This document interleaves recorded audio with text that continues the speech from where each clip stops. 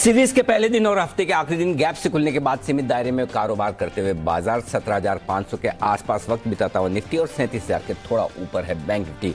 आखिरी 1.5 घंटे में आएगी रिकवरी या फिर दिखेगा दबाव, और क्या करें आप अगले हफ्ते की तैयारी, रहेगा फोकस खास इसी पर। स्वागत है आप सबका फाइनल ट्रेड में। नमस्कार, मैं हूं अनिल सिंघवी और नमस्कार, मैं हूं दीपांशु भंडारी। और जानेंगे अनिल जी से कि सुस्त शुरुआत के बाद बाजार में थोड़ी रिकवरी आई, उसके बाद एक दायरे में अटके हुए हैं। अब क्लोजिंग से पहले किस तरह की आप बनाए स्ट्रैटेजी, और जो कमजोर ग्लोबल क्यूज दिख रहे हैं क्या करना चाहिए आप? सर, सबसे पहले तो बड़ी बातें क्या है ये बताइए।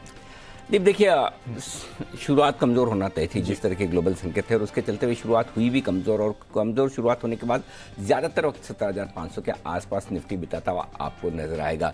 सेंसेक्स भी 450 अंक लुढ़का हुआ है और बैंक निफ्टी 300 अंक कमजोर आपको नजर आएगा। PSU bank, pharma, metal, energy को छोड़कर सभी तरफ जबरदस्त बिकवाली होती हुई दिख रही है। रियल एस्टेट शेयर, फाइनेंस कंपनियां, निजी बैंक, एफएमसीजी, आईटी, ऑटो, ये सबसे ज्यादा कमजोर है। और कमजोरी की वजह एक, कल का अमेरिका का सेशन, दूसरा आज होने वाला संभावित सेशन, क्योंकि डाउ फ्यूचर्स फिर से कमजोरी के साथ आपको ट्रेड करते हुए नजर आएंगे, और उसी का असर आप यूरोप में भी देख सकते हैं। यूरोप के बाजार लगभग 1% नीचे है और 225 अंक नीचे है डाउ जी।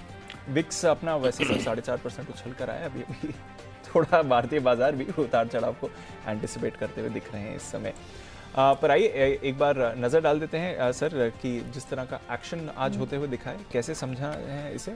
और ठीक है, मतलब गिरे पर उसके बाद और नहीं गिरे, कमजोरी है, पैनिक नहीं है। पैनिक नहीं है। हाँ, और इतनी कमजोरी तो बनती है क्योंकि आधी तो हम कल कर चुके हैं, इसलिए थोड़े कम गिरे। 17,500 के आसपास सपोर्ट लेने की कोशिश, 17,440 का लेवल दिया था जो अहम सपोर्ट लेवल है, 17,452 से घुमाए, और 36,850 बैंक निफ्टी का लेवल होता था, 36,875 से घुमाए, तो इंपॉर्टेंट सपोर्ट लेवल पर।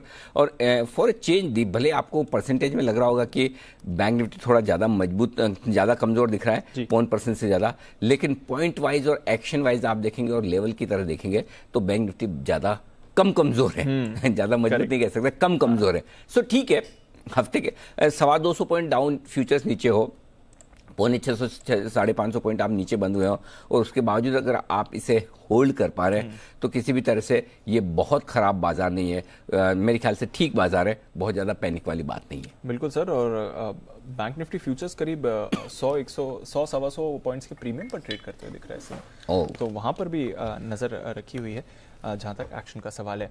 आइए फिर बढ़ाते हैं एक्शन को आगे। थोड़ी देर में सारे एक्सपर्ट्स हैं जुड़ने के लिए तैयार, और साथ ही आप वो बताएंगे कुछ बेहतरीन पिक्स पर। उससे पहले नजर डालते हैं कुछ अहम ट्रिगर्स पर और खबरों वाले शेयर्स, और उससे पहले नजर डालते हैं टाटा मोटर्स पर एक बार, क्योंकि Q2 के बिक्री के आंकड़े भी यहां पर आपको आते हुए दिख रहे हैं, और सितंबर बिक्री के आंकड़े भी टाटा मोटर्स के आपको आते हुए दिख रहे हैं। तो कुल, पहले मैं Q2 की बात कर रहा हूं, कुल बिक्री करीब 2.25 लाख यूनिट्स की कंपनी की तरफ से होती हुई दिखी है, जो कि अच्छा आंकड़ा आते हुए दिख रहा है। पर देखना पड़ेगा इसमें ब्रेकअप कितना है between CV and passenger vehicles, और साथ ही एक्सपोर्ट से की भी क्या फोकस रहा है। बट Q2 के बिक्री के आंकड़े इनके करीब 2.25 लाख के आपको आते हुए दिख रहे हैं। टाटा मोटर्स का सवाल, डोमेस्टिक पीवी सेल्स हम करीब 23,500 की एक्सपेक्ट कर रहे हैं, जो कि 11% की बढ़त होने वाली है। One of the few company जहां पर आपको एक्चुअली बढ़त इस बार दिखने वाली है। और सीवी सेल्स की बात करें तो करीब 32,750, जहां पर बड़ा उछाल आने वाला है, करीब 41% का।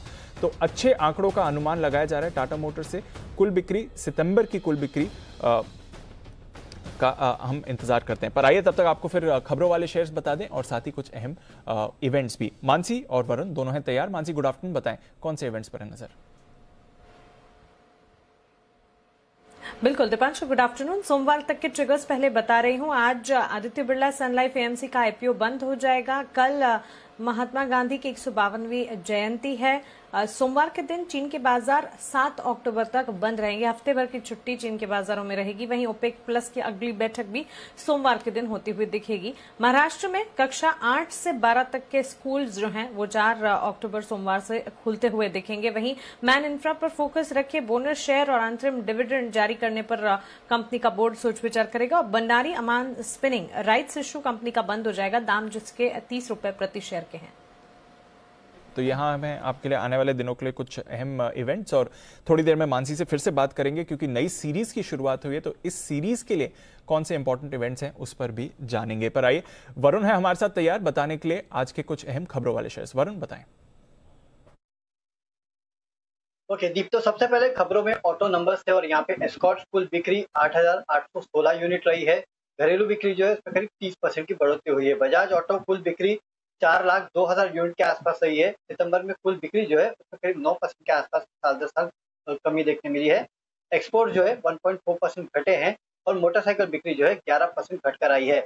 मारुति सुजुकी कुल बिक्री जो है 1.6 लाख से घटकर 86,380 यूनिट्स के आसपास है, यानी कि ऑलमोस्ट 50% के आसपास की गिरावट जो है वो इनकी कुल बिक्री में देखने मिला है। वहीं अशोक लेलैंड कुल बिक्री 9,533 यूनिट के आसपास रही है। कुल बिक्री में करीब 14% के आसपास की बढ़ोतरी हुई है। आयशा मोटर्स जो घरेलू सीवी बिक्री है उसमें 77.8% के आसपास की बढ़ोतरी हुई है। 5,226 यूनिट के आसपास आई है। इसके अलावा वीएसटी टीलर्स पावर टीलर्स की बिक्री जो है वो 2246 से बढ़कर 2441 यूनिट के आसपास आई है। और ट्रैक्टर्स की बिक्री जो है 1000 से घटकर 777 यूनिट के आसपास आई है। साथ ही इस कंपनी के लिए और एक खबर भी है कि यूएस में इस कंपनी ने ज़ाइमिनो के साथ मास्टर सर्विस एग्रीमेंट जो है वो साइन किया है। इंटीग्रेटेड ट्रैक्टर पावर ट्रेन विकसित करने के लिए करार जो है वो इस कंपनी ने किया है। इसके अलावा कुछ खबरें हमने आपको जो दी थी उसमें सबसे पहले तो सेरा कजारिया सोमानी सिरेमिक्स के लिए बड़ी खबर थी, क्योंकि ग्लेज्ड अनग्लेज्ड पोर्सिनल जो है पोर्सिलेन जो है उस पर एंटी डंपिंग ड्यूटी जो है उसकी अवधि बढ़ाई गई है। चीन से आने वाला ये प्रोडक्ट है जिस पर एंटी डंपिंग ड्यूटी 28 फरवरी 2022 तक बढ़ाई गई है। इसके अलावा जेनटेक यहाँ पे नोटिफिकेशन जारी हुआ था कि ड्रोन उद्योग के लिए 120 करोड़ की पीएलआई स्कीम जो है उसमें नोटिफिकेशन जारी हुआ था। पीएलआई से ड्रोन निर्माण में लगभग 5,000 करोड़ के आसपास के निवेश की उम्मीद लगाई जा रही थी। जीएमआर इंफ्रा इस कंपनी के लिए खबर आई कि एयरपोर्ट इकोनॉमिक रेगुलेटरी अथॉरिटी ने से कंपनी को यूजर डेवलपमेंट फीस की मंजूरी मिली है। 1 अप्रैल 2022 से यूजर डेवलपमेंट फीस बढ़ाने की मंजूरी मिली है। घरेलू यात्रियों के लिए जो फीस है 281 से बढ़ाकर 480 और अंतर्राष्ट्रीय यात्रियों के लिए जो फीस है 393 से बढ़ाकर 700 करने की मंजूरी मिली थी। सेल यहाँ पे लॉन्ग और फ्लैट प्रोडक्ट के दाम जो है उसमें इस कंपनी ने बढ़ोतरी की है, ऐसे न्यूज वायर के हवाले से खबर आई है।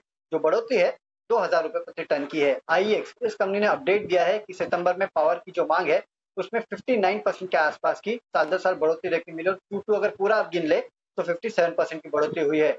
रामकृष्ण फोर्जिंग इस कंपनी को 50 करोड़ का ऑर्डर मिला है। एशियन एनर्जी सर्विसेज इस कंपनी को ओएनजीसी से 47 करोड़ का ऑर्डर मिला है। नाटको फार्मा यूएस से इस कंपनी को यूएस में इस कंपनी ने कैंसर की एक नई दवा लॉन्च कर दी है। इप्का फार्मा बेशोर फार्मा में 20% अतिरिक्त हिस्सेदारी जो है ये कंपनी खरीद रही है।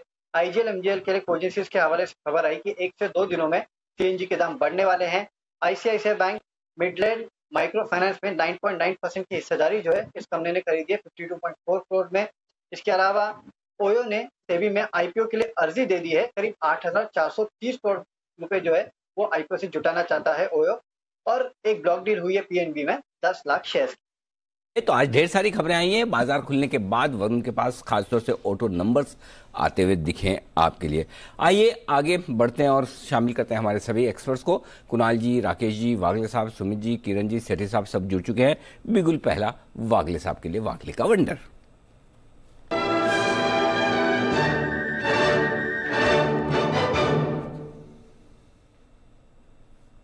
बताएं वागले साहब। Afternoon Anil ji, afternoon Deepanshu. अनिल जी, आप कुछ कह रहे थे ऑटो में आपको वीकनेस दिखाई दे रहा है, ऐसा कुछ मैंने सुना, या क्या मैंने गलत सुना? ऑटो में क्या दिखाई दे रहा है? वीकनेस दिखाई दे रहा है, ऐसे कुछ आप हाँ, कह रहे थे? बिल्कुल बिल्कुल ये बात कर रहे थे कि नंबर्स जो आए बहुत ज्यादा मजबूत नंबर्स आते हुए नहीं दिखे, लेकिन हाँ ये जनरली 4 व्हीलर्स में, पैसेंजर व्हीकल्स में, बाकी 2 व्हीलर्स में समस्या नहीं है। क्योंकि अनिल जी मेरा कॉल है टीवीएस मोटर्स जो 560 का रेजिस्टेंस अभी निकाला है, अभी 560 है, मुझे एक 20 रुपए की मुंह दिखाई देती है आज और कल में 580 तक ये स्टॉक जाना चाहिए। तो अभी क्या भी लेने वाला स्टॉक है 555 556 के आसपास का स्टॉप लॉस, 580 582 का टारगेट। ओके, 580 582 के टारगेट के लिए खरीदारी करें टीवीएस मोटर्स पर। एक्चुअली बात सही है सर आपकी। 2 व्हीलर्स जब जैसे बजाज ऑटो भी आज सुबह नंबर्स आए थे, आज हम मैनेजमेंट से भी बात कर रहे थे, तो उतने खराब नहीं है उनका आउटलुक और सीवी के भी अच्छे आ रहे हैं। बट पैसेंजर व्हीकल गाड़ियों में हम थोड़ी कमजोरी आते हुए देख रहे हैं। पर वीएसटी टिलर्स नजर रखिए, इस काउंटर पर जबरदस्त उछाल है। इसके भी थोड़ी देर पहले ही अभी नंबर्स आते हुए दिखे हैं और वहां पर भी बढ़िया परफॉर्मेंस रही है वीएसटी टिलर्स की, जहां पर आप देख रहे हैं कि एक्शन बनते हुए दिख रहा है। स्टॉक भी इस समय तेजी में है 10% के सर्किट पर। तो नजर रखिए ऑटो काउंटर्स पर थोड़ा थोड़ा यहां पर आपको एक्शन बनते हुए दिख रहा है, हालांकि नंबर्स सेल्स के कुछ कंपनीज के उतने खास नहीं है। चलिए तो नजर रखते हैं ऑटो काउंटर्स फोकस में आ रहे हैं। डेल्टा कॉर्प सुबह हम बात कर रहे थे, अब 9% ऊपर है। देखते हैं कि वायदा कारोबार में एंट्री के बाद क्या पहले दिन ही 10% का सर्किट डेल्टा कॉर्प पर लगते हुए आपको दिखता है? नहीं, पर अभी अभी एक मूव आई है बाटा इंडिया पर और इस पर एक्शन और बनते हुए दिख रहा है। आइए जानते हैं बाटा इंडिया क्या करना चाहिए इस पर किरण जी के साथ। किरण जी गुड आफ्टरनून, बताएं सर। दीप very good afternoon, Anil ji very good afternoon. देखिए बाटा इंडिया बहुत ही शानदार चार्ट पैटर्न है और अभी अभी ब्रेकआउट भी हो चुका है। मेरा मानना है कि 1820 के स्टॉप लॉस के साथ लॉन्ग पोजीशंस इनिशिएट करने चाहिए और टारगेट्स के लिए मेरा मानना है कि 1900 1920 के लेवल्स आपको अगले 5 से 6 दिनों में देखने को मिल जाने चाहिए। जिस तरीके से ऑल टाइम हाइज ये क्रॉस कर रहा है और ओपन ब्लू स्काई टेरिटरी के जाने की संकेत देखने को मिल रहा है, मेरा मानना है कि इधर से अच्छी खासी अपसाइड बिल्कुल देखने को मिल जानी चाहिए इस काउंटर पे। बिल्कुल, तो बढ़िया अपसाइड आपको इस पर आती हुई दिख सकती है। बाटा इंडिया इस पर रखनी है नजर। ऑटो काउंटर्स की बात हो रही थी, बाकी ऑटो स्टॉक्स थोड़े सुस्त हैं, स्पेशली 4 व्हीलर्स पर एमएनएम में अच्छी खरीदारी हो रही है। 3-3.5% ऊपर आपको एमएनएम दिख रहा है। Bansal ji good afternoon sir, MNM के चार्ट देखकर बताएं क्या चल रहा है इस पे? देखिए दीपांशु, बेहतरीन टेक्निकल स्ट्रक्चर है। इनफैक्ट ऑटो में जो एक लैकलस्टर मूव है उसमें ये एक अच्छा खासा एक आउट परफॉर्म कर रहा है और एज ऑफ नो मतलब कि one of the strongest chart लग रहा है एमएनएम का। इसके यहाँ पर एक नीट क्लीन क्लियर ब्रेकआउट भी है। 810 नीचे में एक अच्छा सपोर्ट है और टेक्निकली लगता है 850 855 के लेवल शॉर्ट टर्म में यहाँ देखने को मिल सकते हैं। ओके, तो 850 855 के लेवल्स शॉर्ट टर्म में आपको आते हुए दिख सकते हैं। जबरदस्त मूव एमएनएम में आती हुई दिख रही है। डिफाई कर रहा है ट्रेंड और डिफाई कर रहा है ट्रेंड टाटा मोटर्स भी इस समय, जहां पर अभी थोड़ी देर पहले आपको बिक्री के आंकड़े आते हुए दिखे थे। तो ऑटो स्थिति थोड़ी और बेहतर होती हुई दिख रही है, संभलती हुई दिख रही है इस समय। आइए, जैसा हम बता रहे थे, नई सीरीज की शुरुआत है और इस सीरीज में भरपूर एक्शन आपको दिखने वाला है। तो जान लेते हैं एक बार मानसी के साथ कि कौन से हैं इंपॉर्टेंट ट्रिगर्स आने वाले सीरीज के लिए। मानसी बताएं। बिल्कुल दीपांशु, एक्शन पैक रहने वाली है सीरीज। 5 अक्टूबर मंगलवार से अब मैं ट्रिगर्स बता रही हूँ, सोमवार तक के बता चुकी हूँ मैं। भारतीय एयरटेल मंगलवार को 21,000 करोड़ का राइट्स इश्यू खुलेगा, दाम 535 पर share. Spice jet Boeing max aircraft दोबारा उड़ान भरेंगे। सुप्रीम कोर्ट में वन टाइम स्पेक्ट्रम चार्जेस मामले पर सुनवाई होने जा रही है 5 अक्टूबर के दिन। 6 अक्टूबर आरबीआई की मॉनेटरी पॉलिसी कमेटी की बैठक जो है 6 से 8 अक्टूबर तक चलेगी। 7 अक्टूबर एशियन ग्रेनेटो राइट्स इश्यू बंद हो जाएगा, दाम जिसके 100 रुपए प्रति शेयर है। एफएल इंडिया पर नजर रखिए, 1:5 के शेयर विभाजन की एक्स डेट होगी 7 अक्टूबर। 8 अक्टूबर के दिन आरबीआई की क्रेडिट पॉलिसी आएगी। टीसीएस पर फोकस रखिए, नतीजों के साथ दूसरे अंतरिम डिविडेंड पर सोच विचार किया जाएगा। डीसीएम श्रीराम इंडस्ट्रीज शेयर विभाजन की एक्स डेट होगी है और चीन के बाजार जो है 1 हफ्ते की छुट्टी के बाद खुलते हुए दिखेंगे 8 अक्टूबर के दिन। 11 अक्टूबर आदित्य बिरला सन लाइफ एएमसी आईपीओ की लिस्टिंग होने की संभावना है। वहीं केशोराम इंडस्ट्रीज राइट्स इश्यू, इसका बंद हो जाएगा, दाम 50 रुपए प्रति शेयर। 12 अक्टूबर के दिन वित्त मंत्रालय बजट की तैयारी शुरू करेगा। वहीं अगस्त आईपीओ, सितंबर सीपीआई के नंबर्स आते हुए दिखेंगे। 13 अक्टूबर इन्फोसिस नतीजों और डिविडेंड पर बोर्ड बैठक होती दिखेगी। तो एसआरएफ 4:1 के बोनस इश्यू की एक्स डेट होगी है। 14 अक्टूबर एचसीएल टेक्नोलॉजीज के नतीजे आएंगे। सितंबर डब्ल्यूपीआई के डेटा आएंगे और हांगकांग के बाजार इस दिन बंद रहेंगे। 15 अक्टूबर के दिन दशहरा के त्योहार पर भारतीय बाजार की छुट्टी रहेगी। 16 अक्टूबर एचडीएफसी बैंक के नतीजे आने वाले हैं। 17 अक्टूबर अदानी पावर, सुप्रीम कोर्ट में मुद्रा टैरिफ मामले पर सुनवाई होगी। 18 अक्टूबर के दिन आरपीपी इंफ्रा राइट्स इश्यू बंद हो जाएगा। पीएनबी हाउसिंग, सुप्रीम कोर्ट में कार्लाइल डील पर सेबी की याचिका पर सुनवाई होती हुई दिखेगी। 21 अक्टूबर के दिन भारतीय एयरटेल राइट्स इश्यू बंद होगा, 535 पर शेयर जिसके दाम है। 22 अक्टूबर महाराष्ट्र में सिनेमाघर और मल्टीप्लेक्स 22 अक्टूबर से खुलने जा रहे हैं। 24 अक्टूबर को ICC T20 world cup Dubai में भारत पाकिस्तान का मैच होगा जिस पर फोकस होगा। वहीं 28 अक्टूबर के दिन अक्टूबर वायदा सीरीज की एक्सपायरी होगी और इस दिन हमारा राजा बैटरीज पर फोकस रखना होगा। आंध्र प्रदेश हाई कोर्ट में Andhra Pradesh pollution control board की अपील जो है उस पर सुनवाई होती हुई दिखेगी। 24 अक्टूबर को भारत पाकिस्तान दुबई में, वाओ, वर्ल्ड कप का पहला मैच है। जी सर, पहला मैच है जी सर। सबसे ज्यादा व्यूअरशिप 24, अरे nothing can be bigger than India Pakistan, that too in world cup. 24 Sunday को, ओके, सुपर संडे। सारे अपॉइंटमेंट्स कैंसिल, सब कुछ नहीं, यही देख रहे हैं। मंडे की छुट्टी के ना मंडे की छुट्टी अभी डाल छुट्टी नहीं, छुट्टी तो कभी आज तक ली नहीं, एक्सेप्ट कि वो कहाँ गए थे देखने मैच, मैनचेस्टर जो हुआ था वो वनडे था, वर्ल्ड कप वाला, वो भी छुट्टी में वहां से लिंक किया था, अच्छा स्टेडियम के बाहर से बाकायदा। तब आप नहीं थे? नहीं, मैं नहीं था, पर मैंने देखा था वो लिंक सेपरेट, बंसल जी वगैरह सब थे तब। हाँ, तब हमारा चैनल दिल्ली में हुआ करता था, वहां से लिंक किया था, करेक्ट। तो ऐसा नहीं है वहां भी जाके काम किया, ऐसा नहीं है। बट चलिए, ये होगा सुपर संडे इंडिया पाकिस्तान, मैं भी लाइव लिंक कर दूंगा। ये मार्ग व्यस्त है, आप कतार में है। नहीं, बिल्कुल, कभी ऐसा मौका लगेगा हम दोनों ही साथ में भी शो कर सकते हैं वहां से, बिल्कुल। और क्या बात है। चलिए, तो बढ़ते आगे। ये सारे ट्रिगर्स हैं जिन पर आपको करना है फोकस, और ढेर सारे पूरे इस सीरीज के लिए आपके लिए आते हुए दिख रहे हैं। इस बीच बाजार थोड़ा थोड़ा कम बैक करने की कोशिश कर रहा है। 17,500 के ऊपर आता हुआ निफ्टी पिछले 10-15 मिनटों में 2 बजे के शो के बाद थोड़ी रिकवरी आती हुई दिख रही है, और बैंक निफ्टी दिन की ऊंचाइयों की तरफ बढ़ने की फिर से कोशिश करता हुआ दिख रहा है। तो ये संकेत आपके लिए आते हुए दिख रहे हैं। सर, M&M के नंबर्स आ रहे हैं और ये एक्सप्लेन कर रहा है क्यों स्टॉक हम भागते हुए देख रहे थे। कुल ट्रैक्टर्स की बिक्री सर 39,000 यूनिट्स की आती हुई दिखी है।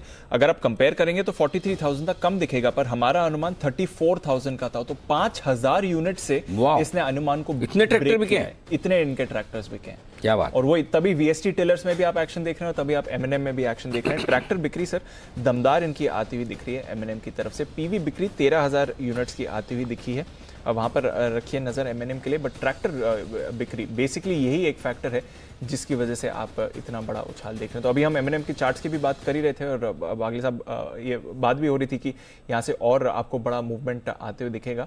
बट नजर रखिए M&M बढ़िया एक्शन में आ रहा है। अगले साहब ने TVS मोटर्स बोला था, बंसल जी M&M की बात कर रहे थे, वहां पर आप और एक्शन देख रहे हैं। तो चलिए, नजर है M&M पर, नजर रखिए एस्कॉर्ट्स पर, नजर है VST टेलर्स पर। ट्रैक्टर बिक्री दमदार आपको आती हुई दिखी है।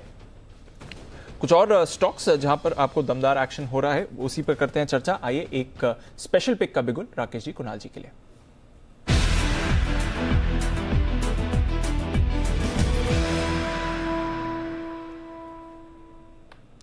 बताएं सर।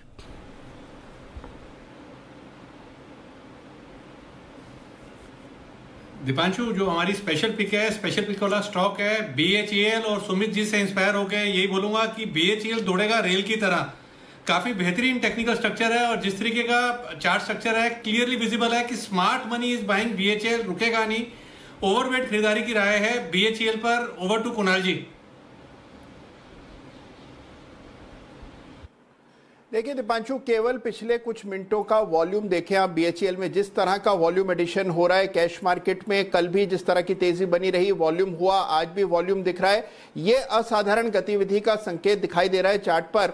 तो BHEL पर हमारी खरीदारी की राय है। यहां पर एक स्टॉप लॉस रख लें 65.25 रुपए के आसपास, 65.25 पर स्टॉप लॉस रखना है। पहला टारगेट ही हमारा 70 रुपए का है, 70 का फर्स्ट टारगेट, 72 का इवेंचुअल टारगेट। BHEL हमारी स्पेशल खरीदारी की राय। ओके, तो स्पेशल पिक और स्पेशल खरीदारी की राय BHEL पर आपको आती हुई दिख रही है इस समय। नजर रखिए, बढ़िया मूव आ रहा है, एक अच्छी तेजी की तरफ BHEL बढ़ते हुए दिख रहा है। GMR infra strength to strength, ये भी 7% ऊपर आपको आते हुए दिखा है, और थोड़ा मूव कुछ फार्मा काउंटर्स में भी अभी आते हुए दिखा था। देखते हैं सस्टेन करते हैं कि नहीं। पर RBL बैंक, बाकी बैंक्स में आज थोड़ी सुस्ती है। RBL, बंधन और PNB, यहां पर थोड़ा एक्शन आपको बनते हुए दिखा है। सुमित जी बताएं सर, RBL बैंक क्या चल रहा है इस चार्ट में? 195 के करीब क्या ट्रेड के लिए कोई मूव आते हुए दिखता है? Good afternoon Deepanshu. देखिए आरबीएल के अंदर मोमेंटम तो बिल्डअप हुआ है, लेकिन इसके अंदर इमीडिएट ऊपर में 200 का एक हडल बनेगा, तो 200 का लेवल टूटेगा, उसके बाद स्टॉक में एक बढ़िया मूव देखने को मिल सकता है। जिन्होंने पोजीशंस बनाई है वो लोग होल्ड करें। स्टॉक का जो नीचे में चार्ट्स के ऊपर सपोर्ट है 186 187 के आसपास है, और ऊपर में 200 का पहला पड़ाव है, वो टूटने के बाद 210 से 215 तक का मूव जल्दी आने वाले दिनों में आरबीएल में फिर देखने को मिल सकता है। तो आरबीएल पर आप रखें नजर, इस पर एक्शन बनते हुए दिख रहा है। कोल इंडिया 2 दिन के कंसोलिडेशन के बाद वापस मूवमेंट दिखाता हुआ 188 के लेवल्स कोल इंडिया पर आए हैं। कुणाल जी, कोल इंडिया फिर से मूवमेंट दिखा रहा है, क्या ट्रेड का मौका है इस पे?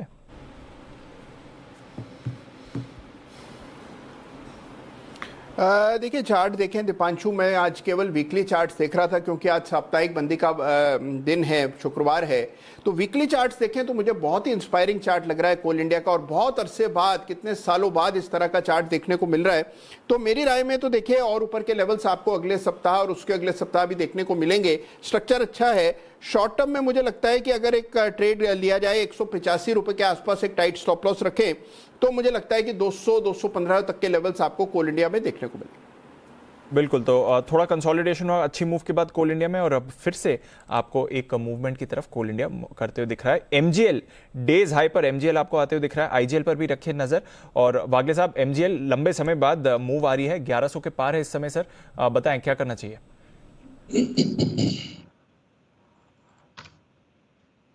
दीपांशु, ये पोजिशनली अगर आपको लेना है 2 से 3 दिन, मे बी 4 दिन, 1140, 1150, मे बी इवन 1160 का मेरा व्यू है।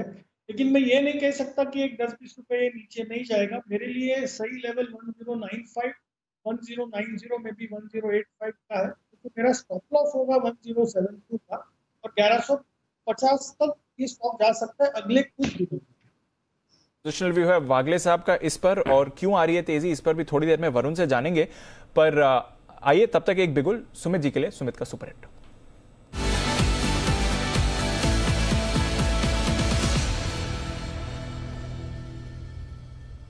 बताएं सुमित जी। दीपांशु, कोइंसिडेंस है, आपने जो टाइमिंग पे पूछा उसी टाइम पे मेरे ये स्टॉक रडार पे आया, और जिस स्टॉक की बात कर रहे हैं एमजीएल, उसी पे मेरा पिक है। एमजीएल के अंदर यहां से एक करेक्शन के बाद आज एक शुरुआत हुआ है, लोअर लेवल्स पे ऐसा लग रहा है बेस बन रहा है, स्टॉक यहां से ऊपर का मूव दिखा सकता है। 1130, 1150 ये दो लेवल अगले हफ्ते में एमजीएल में देखने को मिलने चाहिए। 1070, 1075 ये स्टॉक का नीचे में सपोर्ट है, तो एमजीएल में खरीदारी करें, 1070 का स्टॉप लॉस लगाएं। 1130, 1150 ये दो टारगेट्स नेक्स्ट वीक में देखने को मिलने चाहिए। 1120 वाला कॉल 50 रुपए पे अभी ट्रेड हो रहा है, इसको भी खरीदारी कर सकते हैं ऑप्शंस के जरिए। 1120 वाला कॉल नीचे में स्टॉप लॉस लगाएं 38 रुपए का, ऊपर में टारगेट बनेगा 65 रुपए से लेके 70 रुपए तक का। तो एमजीएल में 1120 का कॉल ले सकते हैं, या फिर स्पॉट में खरीदारी करें 1130, 1150 के टारगेट्स के लिए। इस पर आ रही है मूव, नजर रखिए, और नजर रखिए कुछ और oil and gas related, energy related counters पर, क्योंकि फिर से वो तेजी में आते हुए दिख रहे हैं। चलते हैं वागले साहब के पास, बिगुल वागले का वंडर।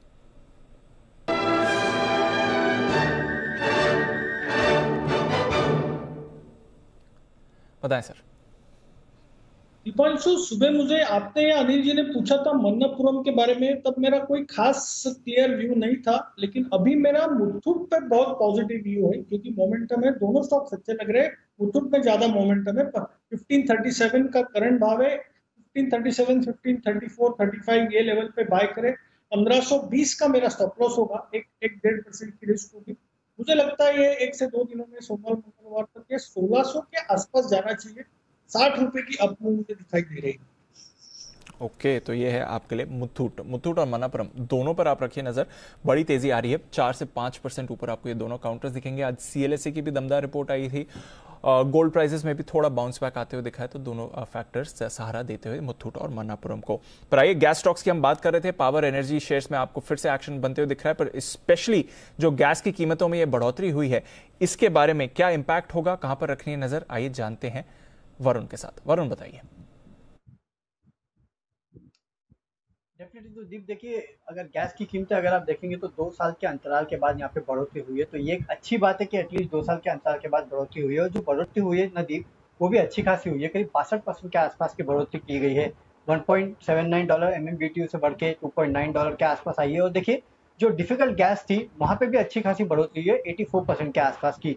तो इसका फायदा जो है काफी हद तक जो upstream oil and gas companies है उनको होता हुआ दिखाई देगा। और खासकर ओएनजीसी जैसी कंपनीज, क्योंकि मैं कुछ रिपोर्ट पढ़ रहा था तो कह रही थी कि अगर $1 भी गैस की कीमतें बढ़ती है तो उसका फायदा जो इन कंपनीज को होता है, ओएनजीसी को 4.5 से 5 हजार करोड़ के आसपास की, और ऑयल इंडिया को 500 से 600 करोड़ के आसपास का फायदा होता है। इसके अलावा याद रखिए जो डिफिकल्ट फील्ड्स है वहां पे जो दाम बढ़ाए गए हैं ना, उसका भी बहुत बड़ा फायदा जो है रिलायंस और ओएनजीसी जैसी कंपनीज को होगा, क्योंकि काफी हद तक डिफिकल्ट फील्ड्स में ये दोनों ही कंपनियां जो है वो काम करती है।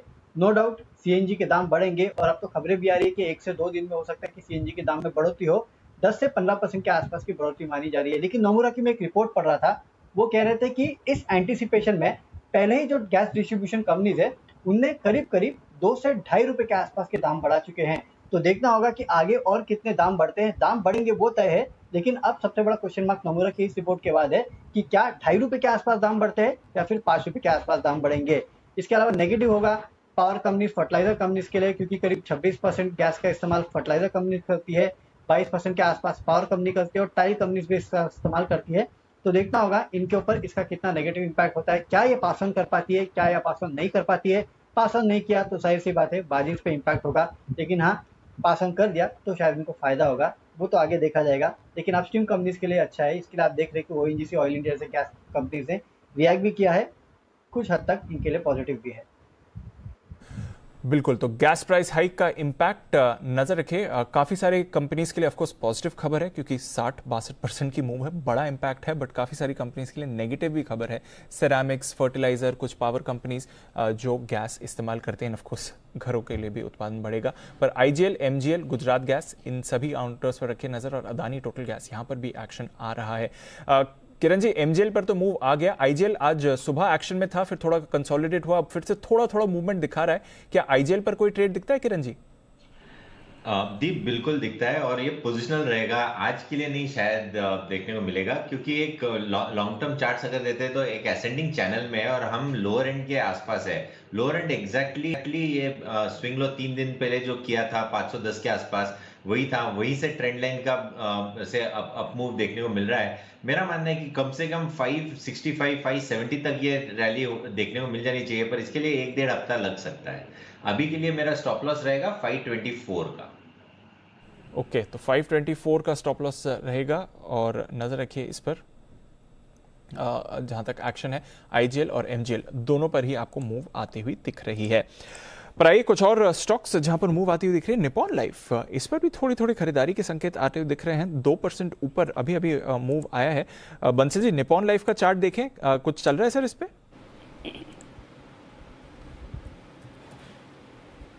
देखिए दीपांशु, बेहतरीन टेक्निकल स्ट्रक्चर है और नीचे से स्टॉक ने एक अच्छा रिवर्सल लिया है, तो दीपांशु क्लियरली बने रहने की राय है और यहाँ पे अच्छा मूव बना है। 423 424 एक अच्छा बेस है और टेक्निकली मुझे लगता है पिछले अपमूव में स्टॉक 450 पे इस पे ब्रेक लगी थी और रुक गया था। इस बार ये 450 के लेवल्स भी तोड़ेगा तो थोड़ा यहाँ लें और करेक्शन पे 428 427 के राउंड मिलता है तो वहां पर फर्दर ऐड करने की राय होगी। ओके, तो ये है आपके लिए निप्पॉन लाइफ, जिस पर आपको एक वर्टिकल स्ट्राइक आते हुए दिख रहा है। नजर रखिए निप्पॉन लाइफ पर।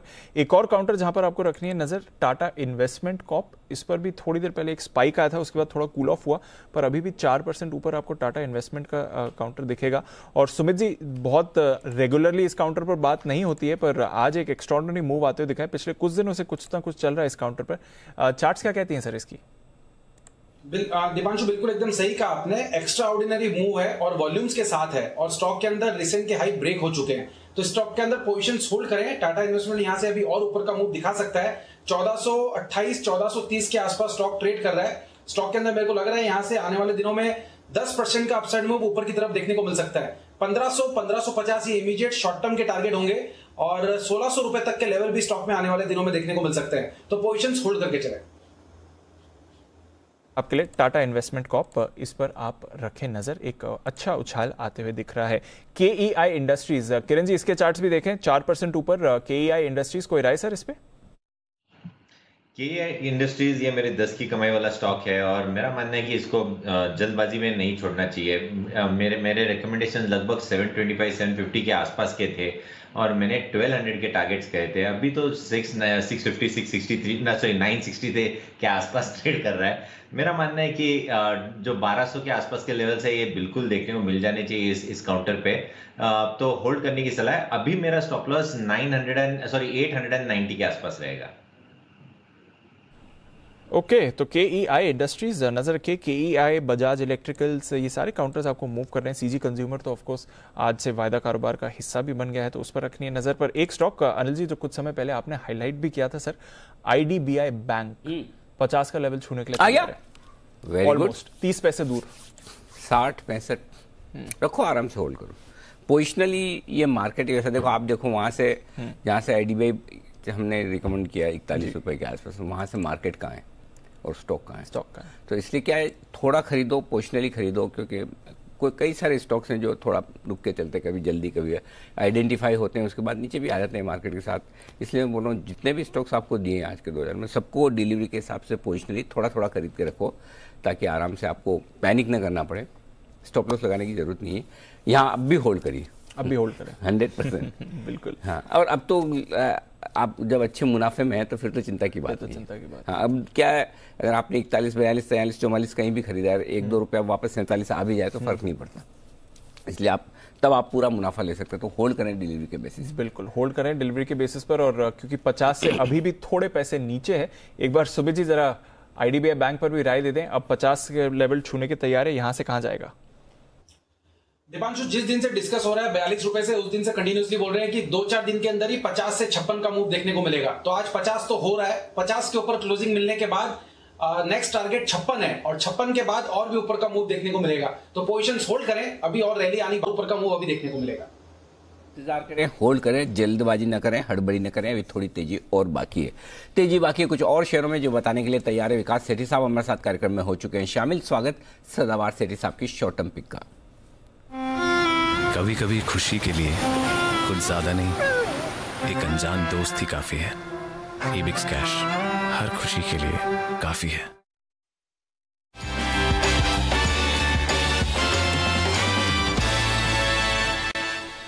सेठी साहब स्वागत है आपका, बताएं सर क्या क्या खरीदेंगे? Good afternoon Anil ji, good afternoon Deepanshu. बिल्कुल खरीदेंगे ही, और आज तो बाजार में अनिल जी देखिए, निफ्टी के लेवल पे जो कुछ भी हो रहा हो, but mid cap small cap में या कैश मार्केट के स्टॉक्स में तो कहीं कोई शिकायत नहीं है, वहां तो अच्छे स्टॉक सब चल ही रहे हैं। तो अनिल जी, जो आज का पहला स्टॉक है वो मैंने आज मेटल सेक्टर से पहला स्टॉक पिक किया है। आप देखेंगे तो आज इतनी भारी मार्केट में भी मेटल स्टॉक्स और खास करके स्टील वाले स्टॉक्स बहुत अच्छा कर रहे हैं। जो फ्रंटलाइन काउंटर्स है जैसे JSPL, टाटा स्टील, सेल वगैरह सब अच्छा कर रहे हैं। तो यहाँ से मैंने एक टाटा ग्रुप की कंपनी टाटा मेटालिक्स, जिसका अभी प्राइस चल रहा है 1075 का, उसको पिक किया। इस स्टॉक में इन लेवल्स पे खरीदारी करने की सलाह है। एक सॉलिड कंपनी है, टाटा ग्रुप की कंपनी है, और इस कंपनी में टाटा स्टील 60% हिस्सेदारी ओन करती है। तो टाटा स्टील की एक सब्सिडरी है। ये कंपनी जानी जाती है डक्टाइल आयरन पाइप्स के लिए, जो कि वाटर इंफ्रास्ट्रक्चर और फाउंड्रीज में काम आते हैं। इसके अलावा कंपनी पिग आयरन बनाने वाली भारत की दूसरी सबसे बड़ी कंपनी, और ये पिग आयरन कास्टिंग के लिए काम आता है। और कौन से सेक्टर्स में? पावर में, रेलवेज में, ऑटो में और एग्रीकल्चर में। कंपनी के फंडामेंटल्स रॉक सॉलिड है। कैप्टिव इनके पास कोक है, मतलब जो कोक इनकी रिक्वायरमेंट है वो कैप्टिव माइन से आ जाता है या फिर टाटा स्टील से सोर्स करते हैं। बाकी सॉलिड फंडामेंटल्स है। जून क्वार्टर के नतीजे बहुत ही अच्छे थे। 94 करोड़ का पैट था, जो कि पिछले साल 12 करोड़ का लॉस था। और क्वार्टर ऑन क्वार्टर भी देखेंगे तो 74 करोड़ के सामने 94 करोड़ का पैट। फिर FIS DIS भी अराउंड 11-12% ओन करते हैं, जिसमें प्रोमिनेंट है HDFC, फिर आदित्य बिरला सन लाइफ है, सुंदरम है। और बाकी Anil ji operating profit margin से 18-20% के, रिटर्न ऑन कैपिटल एम्प्लॉयड 22%, एक जीरो डेट कंपनी। और मुझे लगता है जिस तरीके का आज अब एक रिवर्सल शुरू हुआ है मेटल स्टॉक्स में, खास करके स्टील और रिलेटेड स्टॉक्स में, मुझे लगता है ये जो सीरीज रहेगी, अक्टूबर का महीना मेटल स्टॉक्स के लिए अच्छा होना चाहिए। और हम अक्टूबर में मेटल कंपनीज के जो नतीजे भी देखेंगे इस तिमाही के, वो भी बहुत ही शानदार होने चाहिए। तो हम bullish on the entire sector, और उसमें से टाटा मेटालिक्स अच्छा लग रहा है। मुझे लगता है इसको यहाँ खरीदारी करें 1150 के टारगेट के लिए। ओके, 1150 के टारगेट के लिए पिग आयन बनाने वाली कंपनी टाटा मेटालिक्स में खरीदारी करें। सेठी साहब, आप तो पूरी रिसर्च करके आते हैं सारा कुछ। ये जो प्रोडक्ट का नाम बताया, जो ये बताती है टाटा मेटालिक्स, इस प्रोडक्ट के नाम का जिस जानवर के ऊपर नाम है उससे कोई संबंध है? पिग आयरन का? हाँ? नहीं, ये पिग आयरन अब टेक्निकल नाम है ये आयरन के प्रोडक्ट का, जो कि कास्टिंग के लिए काम आता है। ये जो इंडस्ट्री जो मैंने बताई, बाकी पिग से क्या रिलेशन है ये तो मुझे नहीं मालूम। बहुत अच्छा भी तो रख सकते थे पिग की जगह, मतलब खराब ही रखना तो पिग की जगह डोंकी रख देते। अगर अच्छा रखना है तो कुछ हॉर्स रख लेते, तो पिग ही क्यों? No idea, no idea. Bansal ji को आइडिया होगी। बेचारे बंसल जी, जिसको कोई आइडिया ना हो, बंसल जी की तरफ बोल सका दो, और बंसल जी ऐसे प्रिटेंड करे जैसे उन्होंने सुना ही नहीं, देखा ही नहीं कुछ भी। बंसल जी जाग रहे हैं आप?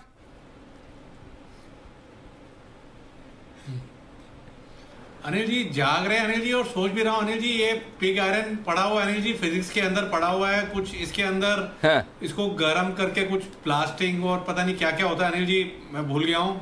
मतलब कि होता तो अनिल जी पिग आयरन, नाम तो ठीक रखा हुआ है, नाम के अनुरूप ही सब कुछ है, बट क्या होता है क्या नहीं होता है, इसके लिए अनिल जी आपको अनिल जी मालूम नहीं है, कुणाल जी का जब पढ़ने का समय था तब उन्होंने फिजिक्स नहीं पढ़ी है और आजकल फिजिक्स पढ़ते हैं। पीछे उन्होंने एक बड़ा अच्छे से इंग्लिश में लॉ भी, पूरा न्यूटन का लॉ भी समझाया था। हाँ। तो over to Kunal ji for this pig iron. बताइए कुणाल जी।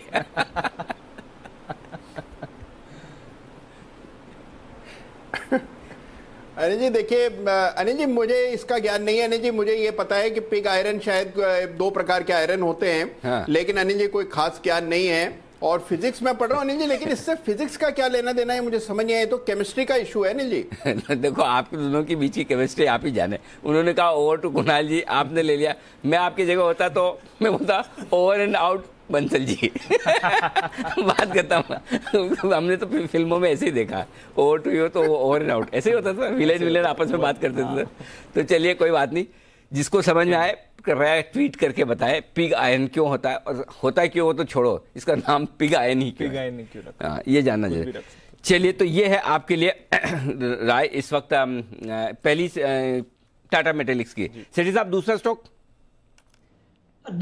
अनिल जी, स्टॉक का नाम है एवरेस्ट इंडस्ट्रीज, जो कि अभी 450 के आसपास ट्रेड कर रहा है। ये भी एक बिल्डिंग मटेरियल्स बनाने वाली भारत की एक लीडिंग कंपनी है और इसके अलावा ये प्री इंजीनियर्ड स्टील बिल्डिंग्स भी बनाती हैं। कंपनी का पूरे भारत में प्रेजेंस है, करीबन 7000 डीलर का नेटवर्क है, 1 लाख गांव में और 600 सिटीज में इनका डिस्ट्रीब्यूशन नेटवर्क है। बाकी अनिल जी आजकल रियल एस्टेट का जो सेक्टर है बिल्कुल फोकस में है।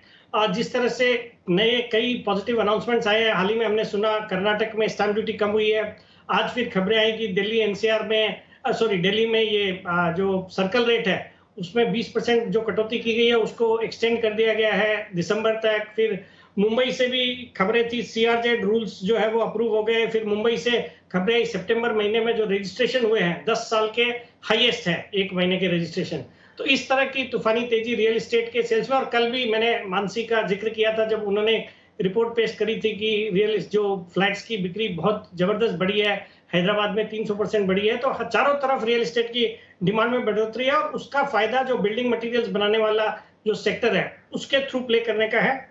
और इसके लिए मैंने एवरेस्ट इंडस्ट्रीज को पिक किया है और ये कंपनी सॉलिड कंपनी है जो कि एस्बेस्टस शीट्स, फिर बोर्ड्स, पैनल्स, फिर प्री इंजीनियर्ड बिल्डिंग्स बनाती है। और इसके लिए वो एल&टी, गोदरेज, रिलायंस, इन तरह की कंपनियों के लिए काम करती है। जून क्वार्टर भी बहुत अच्छा था, 20 करोड़ का पैट था, जो कि क्वार्टर ऑन क्वार्टर 12 करोड़ के पैट से 20 करोड़ का पैट। फिर बाकी एक ऑलमोस्ट जीरो डेट कंपनी है। रिटर्न रेशियोज भी बहुत अच्छे हैं, return on capital employed around 18%।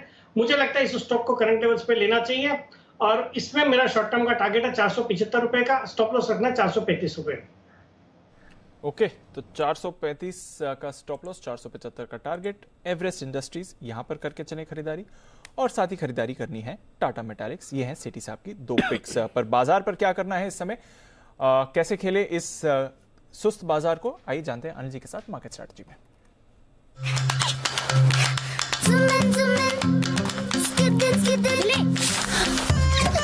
Ebix cash हर खुशी के लिए काफी है।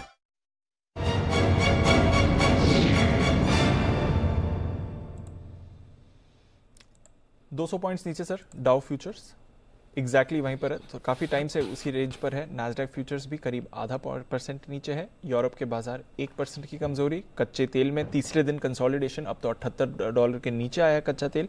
गोल्ड और सिल्वर भी है सुस्त, डॉलर में है थोड़ी मजबूती। सुस्त बाजार है सर। 200 पॉइंट नीचे है, 200 पॉइंट नीचे।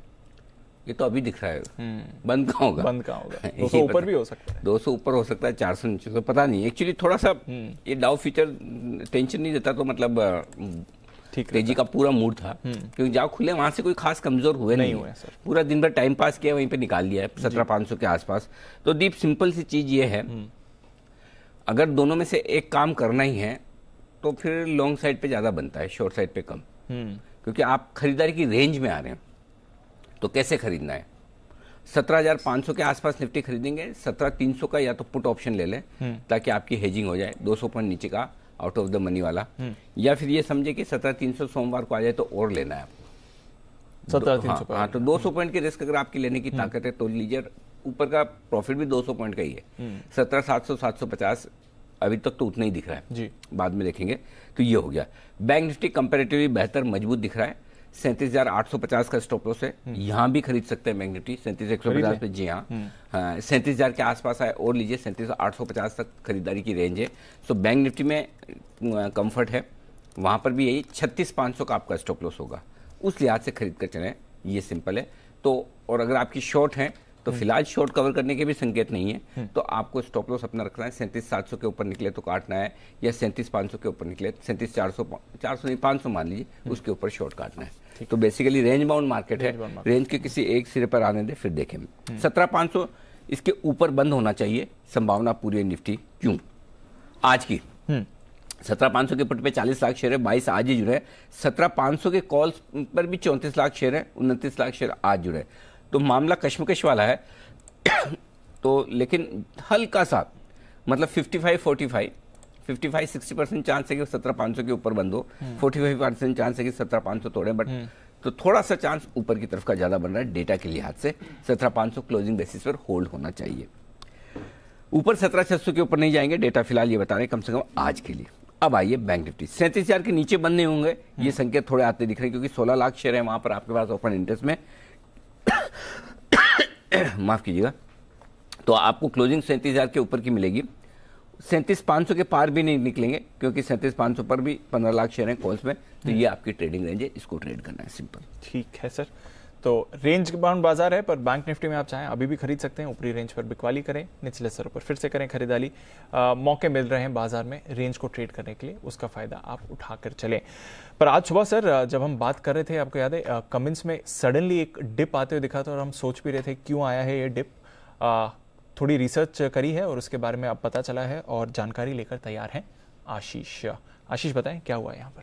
दीपांशु, दरअसल अगर आप देखें तो पावर मिनिस्ट्री ने जो है एक ड्राफ्ट नोटिफिकेशन जारी किया, और इस ड्राफ्ट नोटिफिकेशन में कहा गया है कि अगले 5 साल में अगर आप देखें तो जो डीजल जेनसेट यानी डीजल से चलने वाले जनरेटर्स होते हैं, इन्हें धीरे धीरे फेज आउट करते जाएंगे, और इसका इस्तेमाल पे अब पूरी तरीके से बंदी लगती नजर आएगी। लेकिन टाइम फ्रेम अगर आप समझे इस चीज़ का तो लंबा है, ये ओवर द नाइट नहीं होगा, इसको करीब करीब 5 साल का समय दे रहे हैं। और अभी ये जो ड्राफ्ट नोटिफिकेशन है केवल मेट्रो शहरों तक सीमित रहेगा। और वैसे भी अगर आप देखें तो जो मेट्रो सिटीज़ हैं भारत में, वहाँ पर पावर की अवेलेबिलिटी काफ़ी बढ़िया है, काफ़ी सुधर चुकी है ओवर द ईयर्स। तो जो ये जेनसेट होते हैं इसे केवल बैकअप के तौर पर इस्तेमाल किया जाता है। तो वहाँ पर अगर आप देखें तो थोड़ा सा ऐसा लग रहा है कि बाजार ने थोड़ा ओवर रिएक्शन कर दिया है। वैसे 2 कंपनीज फोकस में रहेंगी, क्यूमेंस इंडिया और होंडा इंडिया पावर, क्योंकि यहाँ पर देखिए दोनों कंपनीज इस कारोबार में है। हालांकि क्यूमेंस इंडिया ने पहले भी काफ़ी बार अपने इन्वेस्टर प्रेजेंटेशंस में कहा है कि अब यहाँ से वो इस टेक्नोलॉजी से आगे बढ़ रहे हैं, क्लीन एनर्जी पर फोकस कर रहे हैं, और ज़्यादा योगदान यहाँ पर देखने को नहीं मिलता है, और इनोवेशन पर भी फोकस कर रहे हैं। और होंडा इंडिया पावर यहाँ पर अगर आप देखें तो आय का 60% हिस्सा जो इनका जेनसेट कारोबार से आता है। लेकिन क्योंकि 5 साल का समय है, ड्राफ्ट नोटिफिकेशन है, और वैसे भी मेट्रो शहरों के लिए ये गाइडलाइंस है वो आगे होगी, वो भी 5 साल बाद। तो थोड़ा सा ऐसा लग रहा है कि बाजार ने जो है ओवर रिएक्ट कर दिया। तो खबर आई है, नेगेटिव खबर आई है, जेनसेट्स कारोबार में है, सिर्फ घरों के जनरेटर्स की बात हो रही है, इंडस्ट्रियल यूनिट्स की बात नहीं कर रहे हैं ये। पर डेफिनेटली कमेंट्स पर हमने बड़ा रिएक्शन देखा था, थोड़ा वहां से संभला है। और होंडा इंडिया पावर, ये 2 कंपनीज हैं जो फोकस लिस्ट में आती हैं। सेठी साहब कैसे देखें इस खबर को? अभी तो ड्राफ्ट नोटिफिकेशन है, फीडबैक आएगा और सिर्फ मेट्रोज में लागू होगा, पर दोनों स्टॉक्स पर जो रिएक्शन आया है, आपकी राय सर? नहीं, डेफिनेटली अगर इस तरह का कुछ होता है तो वो तो नेगेटिव होगा, हालांकि थोड़ा समय है, बट मुझे लगता है वो नेगेटिवली इन दोनों स्टॉक्स को इम्पैक्ट करेगा, और वो हम देख भी रहे हैं। तो मुझे लगता है जिनके पास है या जो प्रॉफिट्स में बैठे हैं वो एक बार प्रॉफिट्स बुक करके इसमें से निकल सकते हैं, बिकॉज बाजार में दूसरी जगह अपॉर्चुनिटीज है, and wait for the news to happen first. बिल्कुल, तो एक बार फाइनल न्यूज आने दीजिए, फिर रहेगा एक्शन। बट जैसा आशीष बता रहे थे, डेफिनेटली रिएक्शन आया है, बट शायद थोड़ा ओवर रिएक्शन हो गया है, क्योंकि 5 साल का समय है, सिर्फ मेट्रोज में सीमित है, वहां पर कारोबार कम हो रहा है, और ऑलरेडी कंपनीज भी ये एक्सेप्ट कर रही हैं कि आगे की टेक्नोलॉजी अब बदलने का वक्त है ही। पर कमेंट्स एक बार जरा चार्ट पर भी मैं राय ले लूं वागले साहब के साथ। वागले साहब क्या राय है इस समय चार्ट पर सर? दीपांशु, मॉर्निंग में एक क्लियर ब्रेकडाउन था 960 955 ये लेवल पे, और उसका टारगेट तो ऑलरेडी आ गया है। मेरे हिसाब से 900 ब्रेक होना नहीं चाहिए था। 880 बाय 882 से बाउंस हुआ है, तो यहाँ पर बेचने की तो बिल्कुल भी अपॉर्चुनिटी है। हालांकि थोड़ा सा पैटर्न बिगड़ गया है, मैं थोड़ा वेट करूंगा, बट अगर लॉन्ग टर्म व्यू मेरा अभी भी बुलिश है, बाय करने की अपॉर्चुनिटी है। मेरे को यहाँ पे बेचने की जगह दिखती नहीं है। ओके, तो बेचने की जगह नहीं है, ये राय आती हुई दिख रही है वागले साहब की तरफ से। जो गिरावट आनी थी आ गई है। एनएमडीसी करें इस पर फोकस। प्रोडक्शन डेटा या कंपनी का आपको आते हुए दिख रहा है, नजर रखिए इस पर। टोटल मंथली प्रोडक्शन की अगर आप बात करें तो 2.69 मिलियन टन्स आया है 1.83 के सामने। साल दर साल में आपको कंपैरिजन देख रहा हूं। टोटल सेल्स की अगर आप बात करें तो 2.73 MT वर्सेस 2.11, तो दोनों फैक्टर्स में साल दर साल अगर आप देखें तो अच्छी बढ़त एनएमडीसी पर आती हुई दिखी है। स्टॉक उतना रिएक्ट नहीं कर रहा है इस समय, 144 के पास स्टेबल है। सुमित जी, राय एनएमडीसी पर? दिवांशु, मुझे लगता है स्टॉक के अंदर पोजीशंस होल्ड करें। स्टॉक अगले हफ्ते में एक अच्छा अपसाइड मूव ऊपर का दिखाना चाहिए। इस हफ्ते में थोड़ा सा हमें साइडवेज मूव और थोड़ा सा लोअर लेवल से बाउंस बैक ऐसे देखने को मिला एनएमडीसी के अंदर। जैसे 145 146 के ऊपर सस्टेन करना स्टार्ट होगा तो उसके बाद एनएमडीसी में अगले हफ्ते में 155 से 160 रुपए तक का मूव देखने को मिल सकता है। तो फिलहाल पोजीशंस होल्ड करें और फ्रेश खरीदारी 145 146 के ऊपर बनेगी। ओके, 145 146 के ऊपर फ्रेश खरीदारी बनेगी। प्रोडक्शन डेटा और साथ ही बिक्री का आंकड़ा अच्छा आते हुए दिख रहा है एनएमडीसी की तरफ से। तो चलिए, ये एक और काउंटर है जो आपकी फोकस लिस्ट में होना चाहिए। फोकस लिस्ट में कुछ और काउंटर्स को भी आप डालिए। थोड़ी सी रिकवरी इस समय आपको आती हुई दिखी है निफ्टी पर भी और बैंक निफ्टी पर भी हल्की सी। डाउ फ्यूचर्स भी थोड़ा आपको संभलते हुए दिख रहे हैं। तो हल्के हल्के पॉकेट्स हैं बाजार के जहां पर एक्शन आ रहा है। और पीरामल एंटरप्राइजेस उनमें से एक काउंटर है जिस पर आपको मूव अभी अभी आती हुई दिखी है। करीब 1-1.5% का स्पाइक पीरामल एंटरप्राइजेस पर। किरण जी, क्या करें इस पे? दीप, मेरा मानना है कि मीडियम टर्म आउटलुक से लॉन्ग पोजीशंस रखनी चाहिए, पर ट्रेडिंग के लिहाज से कुछ खास देखने को नहीं मिल रहा है। मेरा मानना है कि बड़े रेंज में फंसा हुआ है stock. On the lower side 2550, on the higher side 2800 2820, तो ये बड़ा रेंज है। पर लॉन्ग टर्म डिलीवरी के हिसाब से बिल्कुल रखना चाहिए, कोई दिक्कत वाली बात नहीं है। 2500 के नीचे के स्टॉप लॉसेस होने चाहिए और नेक्स्ट ब्रेकआउट आएगा 2820 के आसपास, तो तब तक के लिए ट्रेडिंग अपॉर्चुनिटीज नहीं रहेंगे। पीरामल हम नहीं बताया था सर, हो रहा है 3000 3200 3500 रखो आराम से चलते।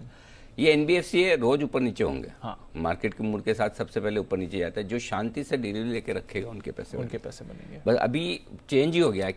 एक टाइम था जब हम आपको साफ साफ कहते थे कि जितना खरीदना है खरीदो, एफएनओ में खरीदो, जो खरीदो। वो टाइम बदल गया है। इसलिए आप देखो पिछले 2 हफ्तों से लगातार मैं हर स्टॉक पे यही बोलता हूँ, थोड़ा लो, डिलीवरी लेके रखो जी। और शांति से 2-4 हफ्तों के व्यू के साथ रखो ताकि ऊपर नीचे होने में आपका कोई दिक्कत ना हो। आप सोचिए 4 हफ्ते पहले अगर आपने डेल्टा कॉप लिया होता 100 रुपये ऊपर है, और ऐसे कई सारे स्टॉक अगर आपने ले लिए नीचे आ गए, शांति से लेकर रखिए। अच्छी क्वालिटी के स्टॉक है, क्वालिटी खराब नहीं है। मार्केट में कभी ऊपर नीचे होता है, कभी फंड की सेलिंग बाइंग होती है तो फर्क पड़ता है। आराम से आप लेके बैठ जाएं, कोई चिंता की बात नहीं है। न सिर्फ पीरामल, आपको जो पसंद आया, श्रीराम ट्रांसपोर्ट, चोलामंडलम, एनबीएफसी बहुत मजबूत दिख रहे हैं, आप ये भी लेके रख सकते हैं आराम से। नीचे ही है श्रीराम ट्रांसपोर्ट, चोला, लेके आराम से बैठिए, पैसे बन जाएंगे। ये क्वार्टर के रिजल्ट मजेदार आएंगे।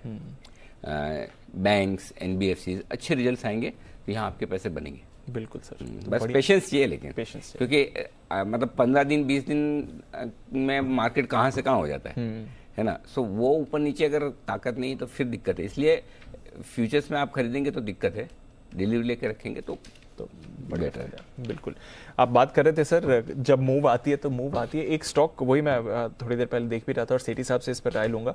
गुजरात एल्कलीज, जरा इसका 1 महीने का चार्ट पुलअप करिए। आज भी आप देखेंगे तो 7-8% का ब्रेकआउट आपको गुजरात एल्कलीज में आते हुए दिख रहा है, पर 1 महीने का चार्ट दिखाइए और स्पेशली जो पिछले 2 हफ्तों में इस काउंटर पर एक्शन आपको होते हुए दिखा है। गुजरात एल्कलीज जबरदस्त रैली इस पर आती हुई दिखी है, करीब 50% 1 महीने में ये शेयर दौड़ा है। सेठी साहब, कॉस्टिक सोडा की बात हुई रही है और वहां पर दामों में बड़ा उछाल है, बट 50% लगभग 2 हफ्तों में क्या चल रहा है गुजरात एल्कलीज में सर? नहीं, बिल्कुल दीपांशु, एक दमदार बहुत ही जबरदस्त तेजी इस स्टॉक में पिछले कुछ दिनों में बनी है और उसके फंडामेंटल कारण वही है कि कॉस्टिक सोडा के प्राइसेस बहुत ही तेजी से बढ़े और उसका असर हमने गुजरात एल्कलीज में भी देखा, फिर कल परसों DCW जो अपने चैनल पे भी कवर हुआ था उस पर भी देखा, फिर GHCL भी काफी बड़ा है। तो इन तरह की सभी कंपनियों में एक जबरदस्त उछाल आया है और इस तेजी के बाद भी जो कन्वेंशनल पैरामीटर्स पे वैल्यूएशन के लिहाज से स्टॉक अभी भी एक्सपेंसिव नहीं है और इस तरह के स्टॉक्स में जब इनके कमोडिटी प्राइसेस बढ़ते हैं तो कुछ भी भाव हो सकते हैं। तो मुझे लगता है जिन्होंने राइट लेवल्स पे लिया है अच्छा खासा प्रॉफिट हो रहा है, बट फिर भी अभी भी होल्ड करने की सलाह है। मुझे लगता है यहाँ से भी अच्छे अपसाइड आने वाले दिनों में बिल्कुल देखे जा सकते हैं। ओके, तो ये है आपके लिए राय गुजरात अल्कलीज में। आइए बढ़ते हैं आगे, बिगुल का वक्त है, किरण जी का कमाल।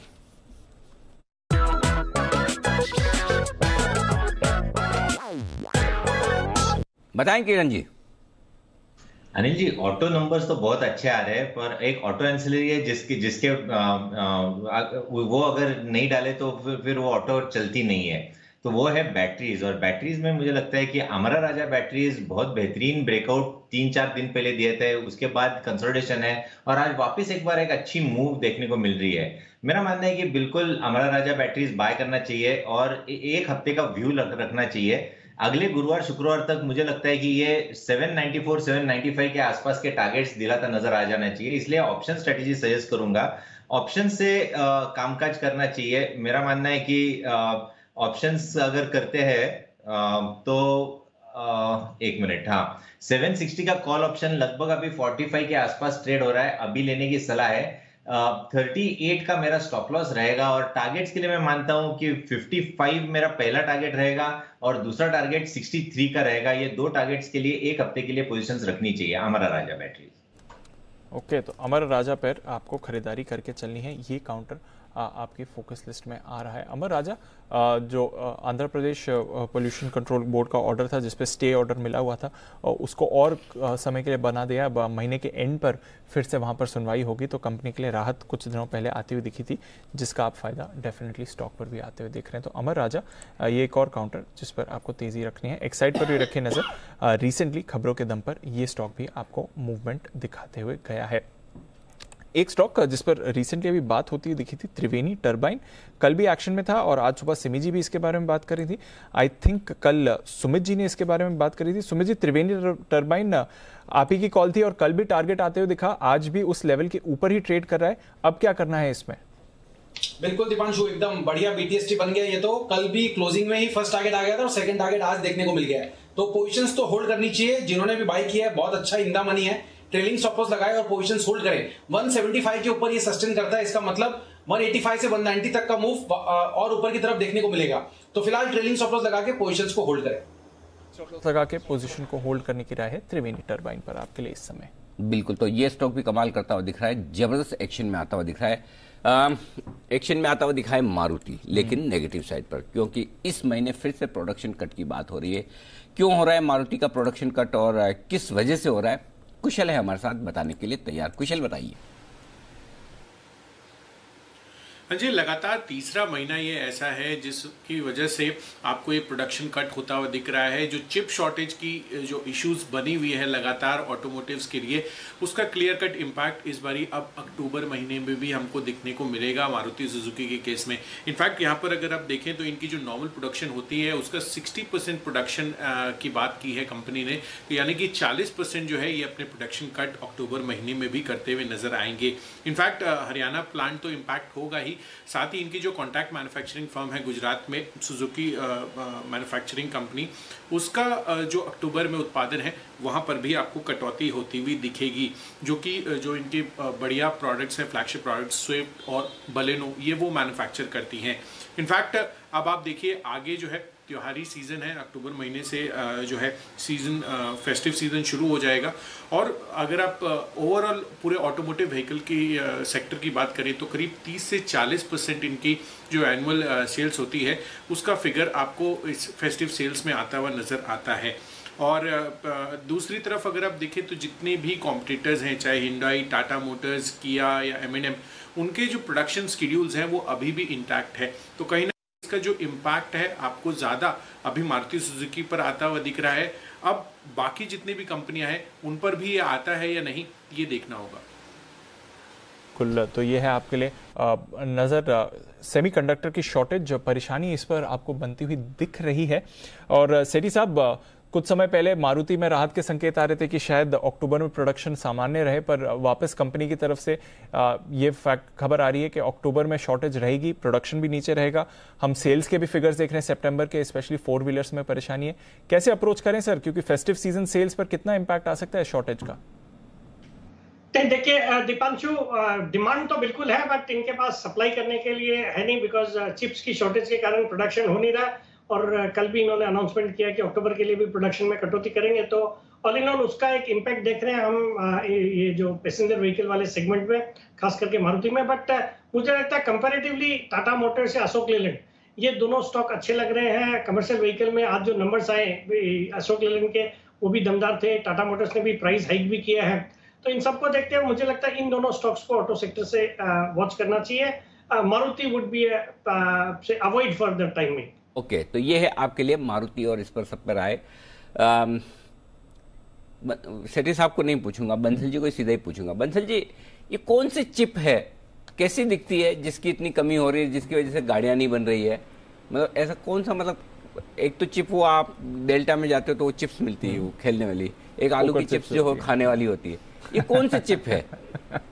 ओवर टू कुणाल जी। इससे पहले मुझे मालूम है फार्मा के अलावा कोई सवाल पूछेंगे बंसल जी तो बंसल जी कुणाल जी को ओवर टू कुणाल जी कर देंगे, तो आपकी जगह मैं ही कर दूं ओवर टू कुणाल जी, आप बताने वाले? नहीं अनिल जी, सेमीकंडक्टर की चिप होती है अनिल जी, गाड़ी में भी लगती है, ये कई इलेक्ट्रॉनिक चीजों में भी लगती है। कैसे दिखती है? लैपटॉप में भी चिप्स लगी होती हैं। सेमीकंडक्टर है अनिल जी, इससे ज्यादा मैं नहीं जानता हूँ। तो जो आपने बोला अनिल जी, बिल्कुल आपकी राय से इत्तेफाक रखता हूँ। ओवर टू कुणाल जी।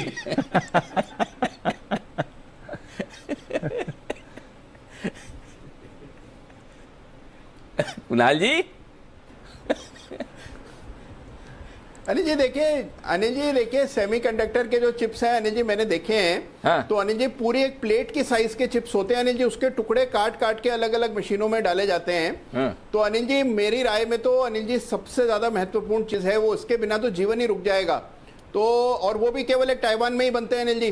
तो ये भी एक बहुत बड़ी समस्या है कि ताइवान के पास एकाधिकार क्यों है। तो अनिल जी पूरे विश्व को तुरंत जो है सेमीकंडक्टर बनाने चाहिए, घर घर में बनने चाहिए अनिल जी। घर घर में आप और हम बना सकते हैं?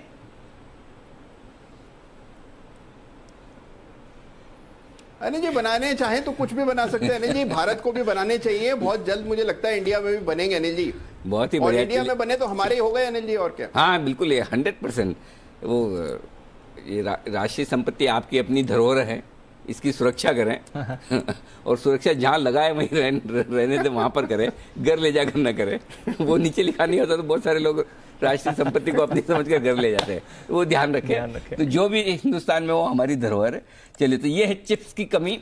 आई थिंक वैसे सर बात चल रही है इसकी हमारे यहाँ बनाने की $7.5 बिलियन का इन्वेस्टमेंट, क्योंकि बड़ा इन्वेस्टमेंट लगता है। $7.5 बिलियन। तो ये शॉर्टेज भी इसलिए है सर क्योंकि बड़ा इन्वेस्टमेंट लगता है बनाने के लिए, और कई सालों से नई कैपेसिटी पर किसी ने इन्वेस्टमेंट ही नहीं किया। तो सडनली जो अभी बढ़कर डिमांड आई है ही नहीं, कैपेसिटी ही नहीं है कि वो डिमांड को केटर कर सकें। तो इसलिए ऐसा आपको इम्पैक्ट आते हुए दिख रहा है। तो वो उसका इम्पैक्ट। ओके, अच्छा कुणाल जी कुछ कहना चाहते हैं चिप्स पर ही? जी कुणाल जी बताएं। अनिल जी इसमें अनिल जी सबसे बड़ी समस्या है कि इसकी टेक्नोलॉजी बहुत जल्दी रिडंडेंट हो जाती है। तो आपने आज प्लांट लगाया अनिल जी, उसमें ये बता रहे हैं जैसे दीपांशु $7 बिलियन लगाए, और आपने पाया कि साल भर बाद ही दूसरी टेक्नोलॉजी आ गई उससे भी बेहतर। तो अनिल जी फिर से नया प्लांट लगाएं, तो इसमें बार बार कैपेक्स करते रहना पड़ता है अनिल जी, ये समस्या है।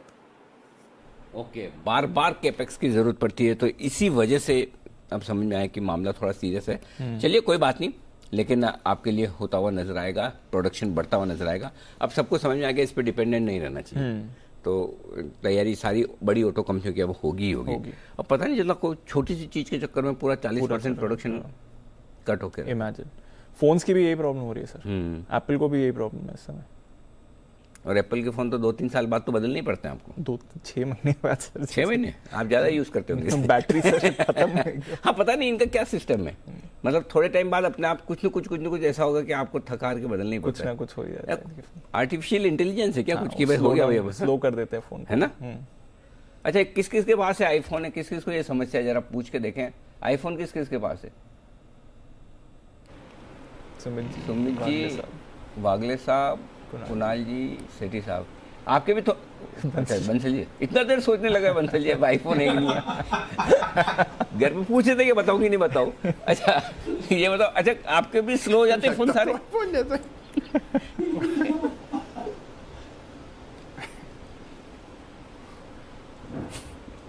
मतलब साल 2 साल 3 साल बाद, मतलब साल 2 साल बाद जनरली 3 साल तो खैर वैसे भी लंबा पीरियड, आजकल लोग वैसे भी नहीं रखते हैं। तो मतलब लगता है अब फोन बदलने का टाइम आ गया, स्लो हो जाएंगे या बैटरी चार्ज नहीं होगी, ऐसा होता है आपके साथ में भी या खाली दीप के साथ ही होता है ऐसा?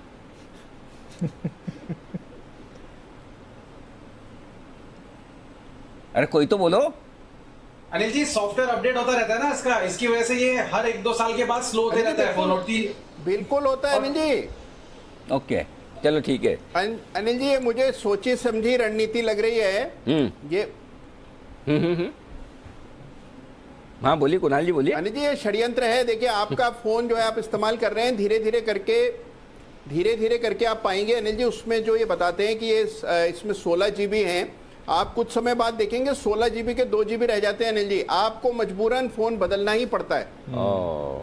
ऐप अपडेट होता है ऐप। चलिए इस मामले में पूरी तरह से दीप बाइज्जत बरी हुए। पहले मुझे लगा कि दीप भी ज्यादा इस्तेमाल करते हैं बहुत सारा फोन का, इसकी वजह से इनका स्लो होता है, लेकिन आप सब भी उतना ही इस्तेमाल करते हैं दीपी की तरह बहुत ज्यादा, इसलिए सब एक जैसे है तो फिर कोई दिक्कत नहीं, किसी एक पर फिर क्यों हम कुछ। तो ये बात सही है, तभी तो बिकेंगे, नहीं तो फोन बिकेंगे कैसे? करेक्ट। पिकारी सर आपकी तरफ से बिल्कुल तैयार है और बस 1 मिनट का टाइम देते हैं, बिल्कुल रेडी है। चलिए ठीक है, तो थोड़ी देर में अनिल जी की तरफ से भी कल के 2000 आने की तैयारी में है। मैं एक और स्टॉक देख रहा था जहां पर थोड़ी अच्छी मूव आती हुई दिख रही है, एपीएल अपोलो। जरा इसके चार्ट को पुलअप करिए, एक बड़ा स्पाइक आते हुए दिखा था, उसके बाद थोड़ी और मूव आ रही है। इस पर राय लेंगे एक्सपर्ट से, पर आइए अनिल जी की कॉल तैयार है, पहले वहां पर चलते हैं। बिगुल कल के 2000। कभी कभी खुशी के लिए कुछ ज्यादा नहीं, एक अनजान दोस्त ही काफी है। एबिक्स कैश हर खुशी के लिए काफी है।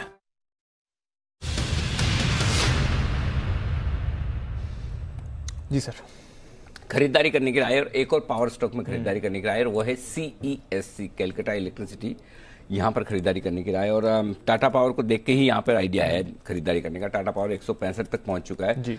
दौड़ लगाए जा रहे हैं। एकमात्र पावर स्टॉक ये बचा है जो चला नहीं है, और सबसे बड़ी बात दीप है कि सबसे सस्ता पावर स्टॉक है टाटा पावर, और इनके मुकाबले में आधे मल्टीपल पर स्टॉक ट्रेड कर रहा है। तो अभी भी इस स्टॉक में अपसाइड अच्छी खासी बाकी है, और मुझे लगता है कि थोड़ा लंबा रखें दिवाली तक। ओके, जैसा हमारा था ना टारगेट जी, दिवाली तक 140 वाला इंडियन होटल 175, 200 अब तो 200 बोल दिया हो गया। हाँ। इसका दिवाली का टारगेट 125 रुपए।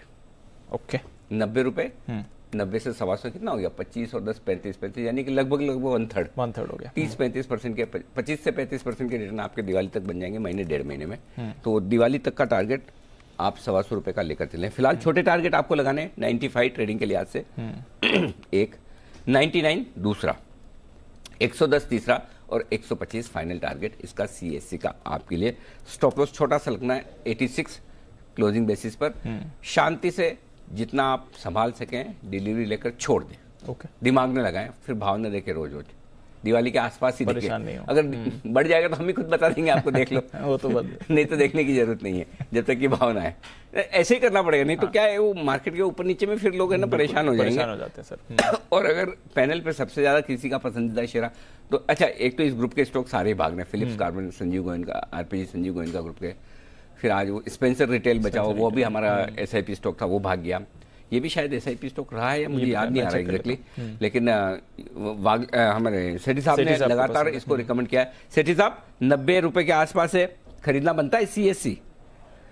बिल्कुल अनिल जी, आपके साथ हूँ। बहुत ही सॉलिड स्टॉक है जो आपने आज रिकमेंड किया है। जिस तरह की तेजी, तूफानी तेजी हम पूरे पावर सेक्टर में देख रहे हैं, पावर प्रोड्यूसर्स में, टाटा पावर आजकल तो NTPC भी चल गया है, तो ये स्टॉक पीछे रह गया, बट एक जबरदस्त स्टॉक है। और इस ग्रुप के तो काफी स्टॉक्स ने मल्टीबैगर रिटर्न्स दिए, जैसे RPSG वेंचर्स 3-4 गुना हो गया, फिर आपके फिलिप्स कार्बन ब्लैक, फिर FSL। तो CSC तो सबकी पेरेंट है और अच्छे सेक्टर में, और जिस तरह की इंटरेस्ट है बाजार का, मुझे लगता है ये स्टॉक, और अब तो स्प्लिट होने के बाद लिक्विडिटी भी काफी बढ़ गई है। 90 रुपए का स्टॉक आजकल, मुझे लगता है इस स्टॉक में डेफिनेटली खरीदारी करें।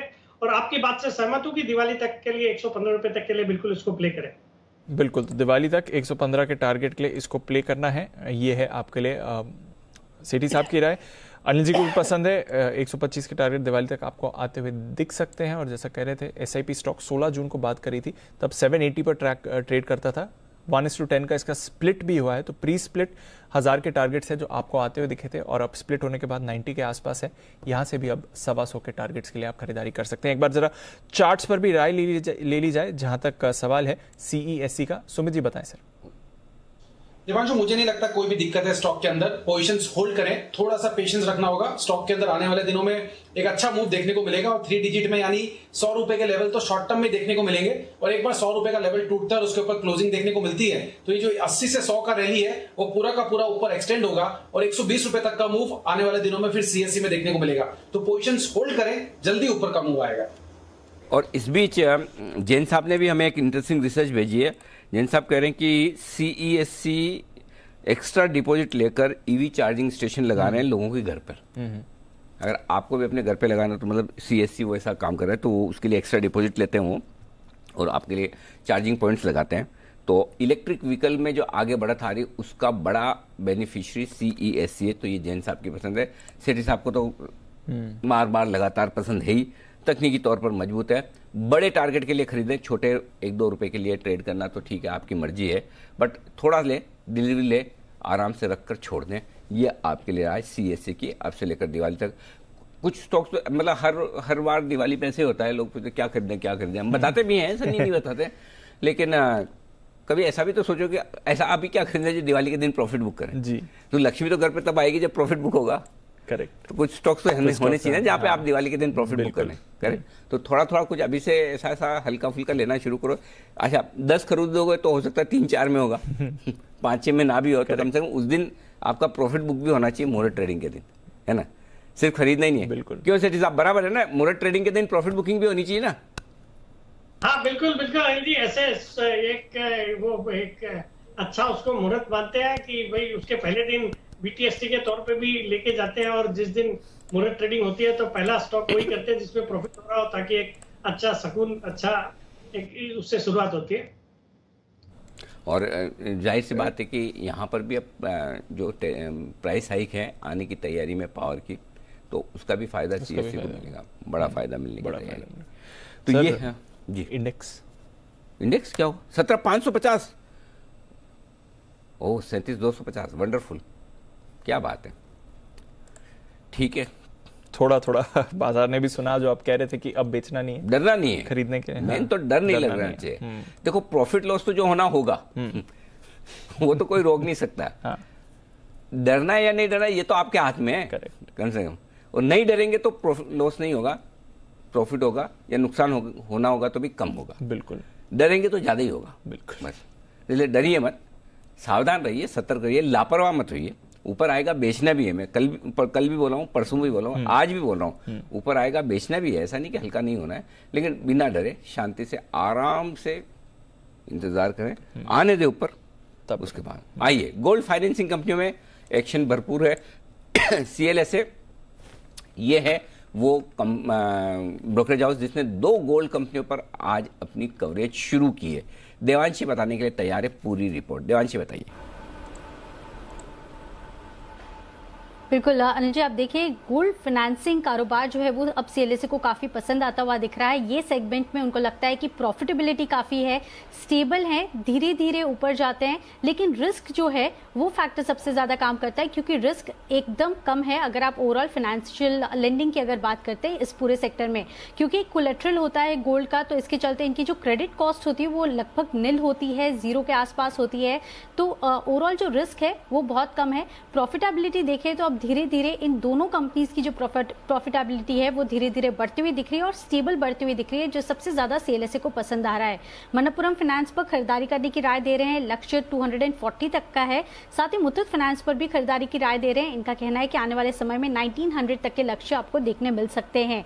अब क्यों पसंद है, ओवरऑल जैसे कि मैंने कहा कि उनको ये पूरा का पूरा सेगमेंट अच्छा लग रहा है। साथ ही उनका ये भी कहना है कि ओवरऑल अगर आप बैंक से और NBFC से, जो अन्य NBFCs हैं, उनसे अगर आप कंपेयर करते हैं इन दोनों कंपनीज के, तो जो रिटर्न ऑन असेट्स है, रिटर्न ऑन इक्विटी है, जो काफी अहम होते हैं, वो काफी ज्यादा है इन दोनों कंपनीज के, और आने वाले समय में भी इसमें अच्छी ग्रोथ देखने मिलेगी। रिटर्न ऑन असेट्स की अगर बात करें तो 6 से 7% के आसपास रहते हैं, रिटर्न ऑन इक्विटी 25% के आसपास मेंटेन है, जो कि काफी पॉजिटिव ट्रिगर है, और साथ ही जो मार्जिन होते हैं उसमें धीरे धीरे अब बढ़ोतरी होने के संकेत मिलते हुए दिख रहे हैं।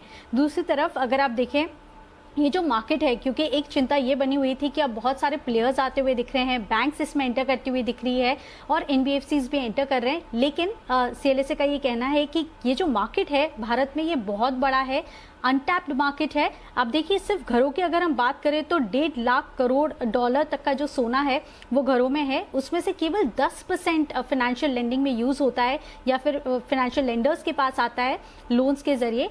तो अभी भी ये बहुत बड़ा मार्केट है जिसको ये दोनों कंपनीज यहाँ पे जो मार्केट शेयर है उनका बढ़ता हुआ दिख सकता है, भले ही बैंक्स एंटर करते हुए दिखे, लेकिन इनके जो मार्जिन्स है, इनका जो ब्रांड नेम है वो काफी ज्यादा यूजफुल होता हुआ दिखेगा, और दोनों कंपनीज में आने वाले 5 साल में 10 से 12% तक की सीएजीआर ग्रोथ का अनुमान सीएलएसए की तरफ से आता हुआ दिख रहा है, और इसी के चलते ईपीएस में भी बढ़त होगी, और ये जो सेगमेंट है इसीलिए सीएलएसए को ज्यादा पसंद है।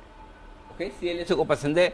यहाँ पर गोल्ड फाइनेंसिंग कंपनियां मुथूट और मनापुरम, और आज सुबह सुबह राय भी आई थी मुथूट पर, सचिन जी की तरफ से भी आती हुई दिखी, वागले साहब ने भी शायद मेरे ख्याल से मुथूट रिकमेंड किया था, तो काफी बेहतरीन परफॉर्मेंस इन दोनों स्टॉक्स की तरफ से आती हुई दिख रही है। एक और बेहतरीन और दमदार खबर लेकर तैयार है हमारे संवाददाता चेतन भूटानी हमारे साथ इस वक्त की एक एक्सक्लूसिव खबर। चलते हैं चेतन के पास, जानते हैं क्या है खबर। चेतन बताइए। सर ये जो खबर है ये चीनी सेक्टर के लिए बहुत ही महत्वपूर्ण खबर है। हमारे जो सरकारी सूत्र हैं हमको बता रहे हैं कि किस तरीके से पहले इथेनॉल का डाइवर्जन करा गया था चीनी के लिए, लेकिन अब जो हमारे सोर्सेज को खबर बता रहे हैं वो ये है कि इंटरनेशनल बाजार में डोमेस्टिक चीनी कंपनीज है उनके लिए काफी फायदे के मौके आने वाले हैं। हमारे सोर्सेज हमको इनफैक्ट ये बता रहे हैं कि 2020-21 में चीनी कंपनी से लगभग 60 लाख मीट्रिक टन का एक्सपोर्ट किया था, लेकिन इस साल जो एडवांस ऑर्डर्स हैं वो ऑलरेडी 15 लाख मीट्रिक टन की चीनी कंपनीज ऑलरेडी साइन कर चुकी हैं, उनको ऑर्डर्स मिल चुके हैं, और इस साल कुल मिला के लगभग 70 लाख मीट्रिक टन चीनी मिलों का जो ऑर्डर है वो मिलने की पूरी आशंका है। तो आने वाले समय में हम देख सकते हैं चीनी मिलों को 100% तरीके से काफी बेनिफिट होगा, क्योंकि आने वाले समय में अगर चीनी कंपनीज को एडवांस ऑर्डर्स भी मिलेंगे और जो एक्सपोर्ट ऑर्डर्स है वो अग्रेसिवली मिलेंगे, तो देश में जो एक्सेसिव हो जाता है डिस्पाइट इथेनॉल का जो डाइवर्जन के बजाय वो देश में काम आ सकता है, उसको एक्सपोर्ट करने की जो परमिशन है और एक्सपोर्ट क्वालिटी मटेरियल है चीनी का, उसके लिए बहुत ही महत्वपूर्ण कंपनीज के लिए ये खबर रहने वाली है। ये है आपके लिए चीनी कंपनियों के लिए बड़ी खबर। चीनी कंपनियों को 15 लाख मीट्रिक टन के एक्सपोर्ट के ऑर्डर्स एडवांस में मिल सकते हैं और पिछले साल के मुकाबले में ज्यादा एक्सपोर्ट करने की छूट मिल सकती है।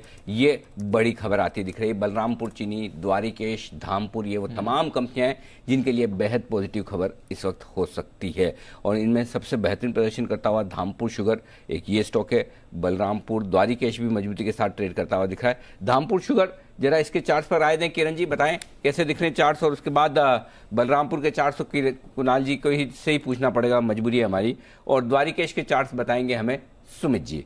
तो पहले किरण जी बताइए। अनिल, धामपुर का चार्ट पैटर्न है वो उधर बेस बिल्डिंग फॉर्मेशन बहुत स्ट्रांग हो रहा है। मेरा मानना है कि अभी लॉन्ग पोजीशंस के लिए 280 का स्टॉप लॉस रखना चाहिए, और जो नेक्स्ट बैरियर है वो है 322, 325, तो ये पहले टारगेट्स रहेंगे। अगर ये टारगेट्स क्रॉस कर देता है तो ही इस स्टॉक में 380 तक की रैली आपको देखने को मिलेगी। पहला पड़ाव 322 to 325। तो ये धामपुर पर। और द्वारिकेश बताएं जरा सुमित जी। अनिल जी, मैं तो बहुत पहले बोल चुका हूं कि द्वारिकेश के द्वार खुल चुके हैं तेजी के, और ये स्टॉक अच्छा खासा तेजी दिखाने को तैयार है। स्टॉक अभी पिछले कुछ दिनों से थोड़ा सा कंसोलिडेट हो रहा था, और अभी यहाँ से अभी वापस से ऊपर का मूव दिखाने को तैयार है। 70 के आसपास ये कंसोलिडेट हो रहा है, पोजीशंस लेके होल्ड करें। जैसे 74-75 का लेवल तोड़ेगा तो 85 से 90 रुपीज तक का move short to medium term में द्वारिकेश के अंदर देखने को मिल सकता है। स्टॉक का जो नीचे में सपोर्ट है 65 के आसपास है, तो पोजीशंस होल्ड करें, अच्छा मूव देखने को मिलेगा। ओके, तो ये हाँ आपके लिए द्वारिकेश शुगर। और सरावगी साहब बताएं बलरामपुर चीनी के बारे में राय। अनिल जी देखिए, बलरामपुर चीनी पे तो कंटिन्यूसली खरीदारी की राय है, कोई बदलाव नहीं है। चार्ट पर एक कंसोलिडेशन हो रहा है, ब्रेकआउट का इंतजार है अनिल जी। ब्रेकआउट आएगा 380 रुपए के ऊपर फिर ये रुकेगा नहीं अनिल जी। लेकिन मुझे इस पूरे स्पेस में त्रिवेणी इंजीनियरिंग का चार्ट बहुत पसंद आ रहा है, उस पर आप भी गौर फरमाएं अनिल जी। चार्ट बहुत अच्छा है, एक कंसोलिडेशन हो गया है, ब्रेकआउट आता हुआ दिख रहा है। तो शुगर स्टॉक्स में देखना है तो मुझे लगता है इन स्तरों पर त्रिवेणी को भी बाय करने के बारे में सोच सकते हैं। त्रिवेणी इंजीनियरिंग का चार्ट लाओ भाई जरा, बोला है कुणाल जी ने तो गौर तो फरमाना पड़ेगा। कुणाल जी ये कुछ कुछ ऊपर नीचे ऐसा दिख रहा है, मतलब ऐसा कुछ वो लाइन वाइन आप जो बनाते हो जिससे इधर ऊपर जाता है फिर इधर मतलब कहीं क्रॉस होता है, वैसा तो कुछ दिख ही नहीं रहा। तो ऐसा आपका जो राउंडिंग बटन खाली मुझे लाइन ही दिख रही है ऐसी।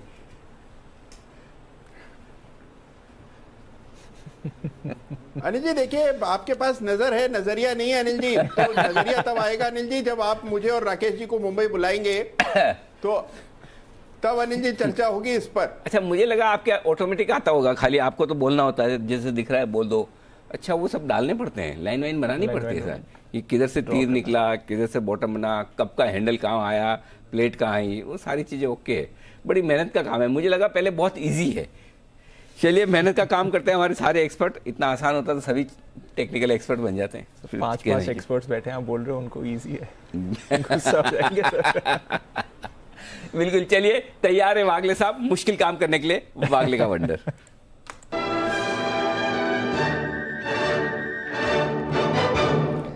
जी वागले साहब बताएं सर। अनिल जी पहले तो मैं टीवीएस मोटर्स पे अपडेट देना चाहता हूं। हमने ये 562 पे बात की थी, अभी 568 के आसपास है, इसको कैरी करें। मुझे लगता है ये 590 580 का तो ऐसा मेरा टारगेट है, मैं उसको अपसाइड रिवाइज करता हूं। मुझे लगता है ये 590 की तरफ जाना चाहिए। अभी मेरा BTST है मैकडॉवेल्स या यूनाइटेड स्पिरिट्स 869.50 870 का भाव है। मुझे इसमें एक 30 रुपए की मुंह दिखती है जो मंडे को आनी चाहिए। यहाँ पर बाय करें 861 के स्टॉप लॉस से 1% की रिस्क होगी। ऑन द अपसाइड 2.5 से 3% मिलेंगे। 895 900 का टारगेट। ओके तो 895 900 के टारगेट के लिए खरीदारी करें। यूनाइटेड स्पिरिट्स इस पर है वागले साहब की राय। जय ठक्कर भी जुड़ने वाले हैं कैश के ऑप्शन के लिए, पर उससे पहले एक बिगुल सुमित जी के लिए, सुमित का सुपर हिट।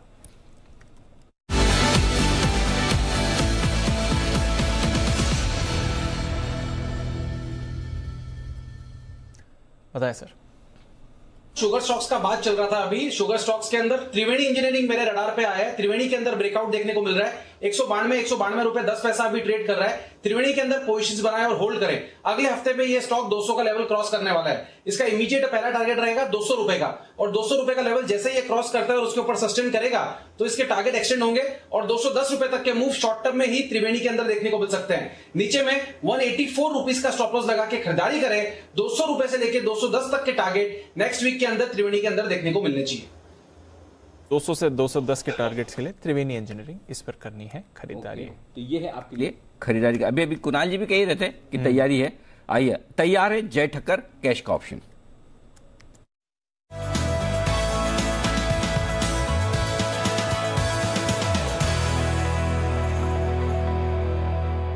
आपका बताएं, बाजार रिकवरी के मूड में थोड़े दिख रहे हैं, हालांकि बहुत ज्यादा नहीं, लेकिन हल्के हल्के। क्या करना है? Good afternoon to Anil ji. Anil ji एक स्टॉक ऑप्शन है, निफ्टी हमारा ऑलरेडी ओपन है तो स्टॉक ऑप्शन दे रहा हूं। लुपिन का 960 का कॉल ऑप्शन लेना है। 50.85 ट्रेड कर रहा है Anil ji. Risk reward point of काफी अच्छा है और निफ्टी के रिप्लेसमेंट में भी अच्छा है, बिकॉज इसका लॉट साइज अगर हम देखें तो 850 का ही अनिल जी, और मेरा जो इसमें स्टॉप लॉस बन रहा है वो है 42 का। तो हम देखें तो ऑलमोस्ट 9 पॉइंट्स का स्टॉप लॉस बन रहा है। तो कहीं ना कहीं निफ्टी का रिप्लेसमेंट भी अच्छा है। अनिल जी 2 दिन पहले हमने डॉक्टर रेड्डीज पे दिया था, जब फार्मा में ये जो रैली है वो जो स्टार्ट हुई थी, और तब आपने पूछा भी था कि डॉक्टर रेड्डी क्यों, और वहां पे फार्मा स्टार्ट हुआ था और वहां पे टारगेट हासिल हुए। अभी इसमें मुझे ऐसा लग रहा है कि जो हमारे फर्स्ट टारगेट है 68 के, सेकंड टारगेट बन रहा है 80, 68 एंड 80, ये 2 टारगेट्स के लिए खरीदना है। हाँ जी, जैसे मैंने कहा कि रिस्क लोड बहुत ही बढ़िया है। 9 रुपए का स्टॉप लॉस के साथ फर्स्ट टारगेट इसका ऑलमोस्ट 18 रुपए का बन रहा है। सो 1:2 का रिस्क रिवॉर्ड तो फर्स्ट टारगेट में ही आ रहा है। सो आई थिंक लुपिन में जो हिसाब से एक रिवर्सल हमें देखने मिला है यहाँ पे और शॉर्ट कवरिंग हमें देखने मिलेगी, इसका 960 का कॉल ऑप्शन खरीद के चल सकते हैं। राणा जी निफ्टी का हमारा पुट ऑप्शन ऑलरेडी ओपन है, वहां पे एक चीज किया जा सकता है कि जो 97 के करीब का मैंने स्टॉप लॉस दिया था उसको और अगर ट्रेडर्स शिफ्ट कर दे, स्टॉप लॉस हुआ नहीं हालांकि, बट और शिफ्ट कर दे 79 का कर दे ऑन क्लोजिंग बेसिस तो बेहतर होगा, बिकॉज वोलेटिलिटी थोड़ी ज्यादा है। ओके, लुपिन का 960 का कॉल ऑप्शन खरीदा 51 रुपए में, 42 का स्टॉप लॉस, 68 और 80 के टारगेट के लिए। आपके लिए लाइफलाइन यूज कर आ रही हैं सिमी जी एक स्पेशल पिक देने के लिए। तो बिगुल के साथ करते हैं सिमी जी का स्वागत सिमी के नॉन स्टॉप शेयर्स।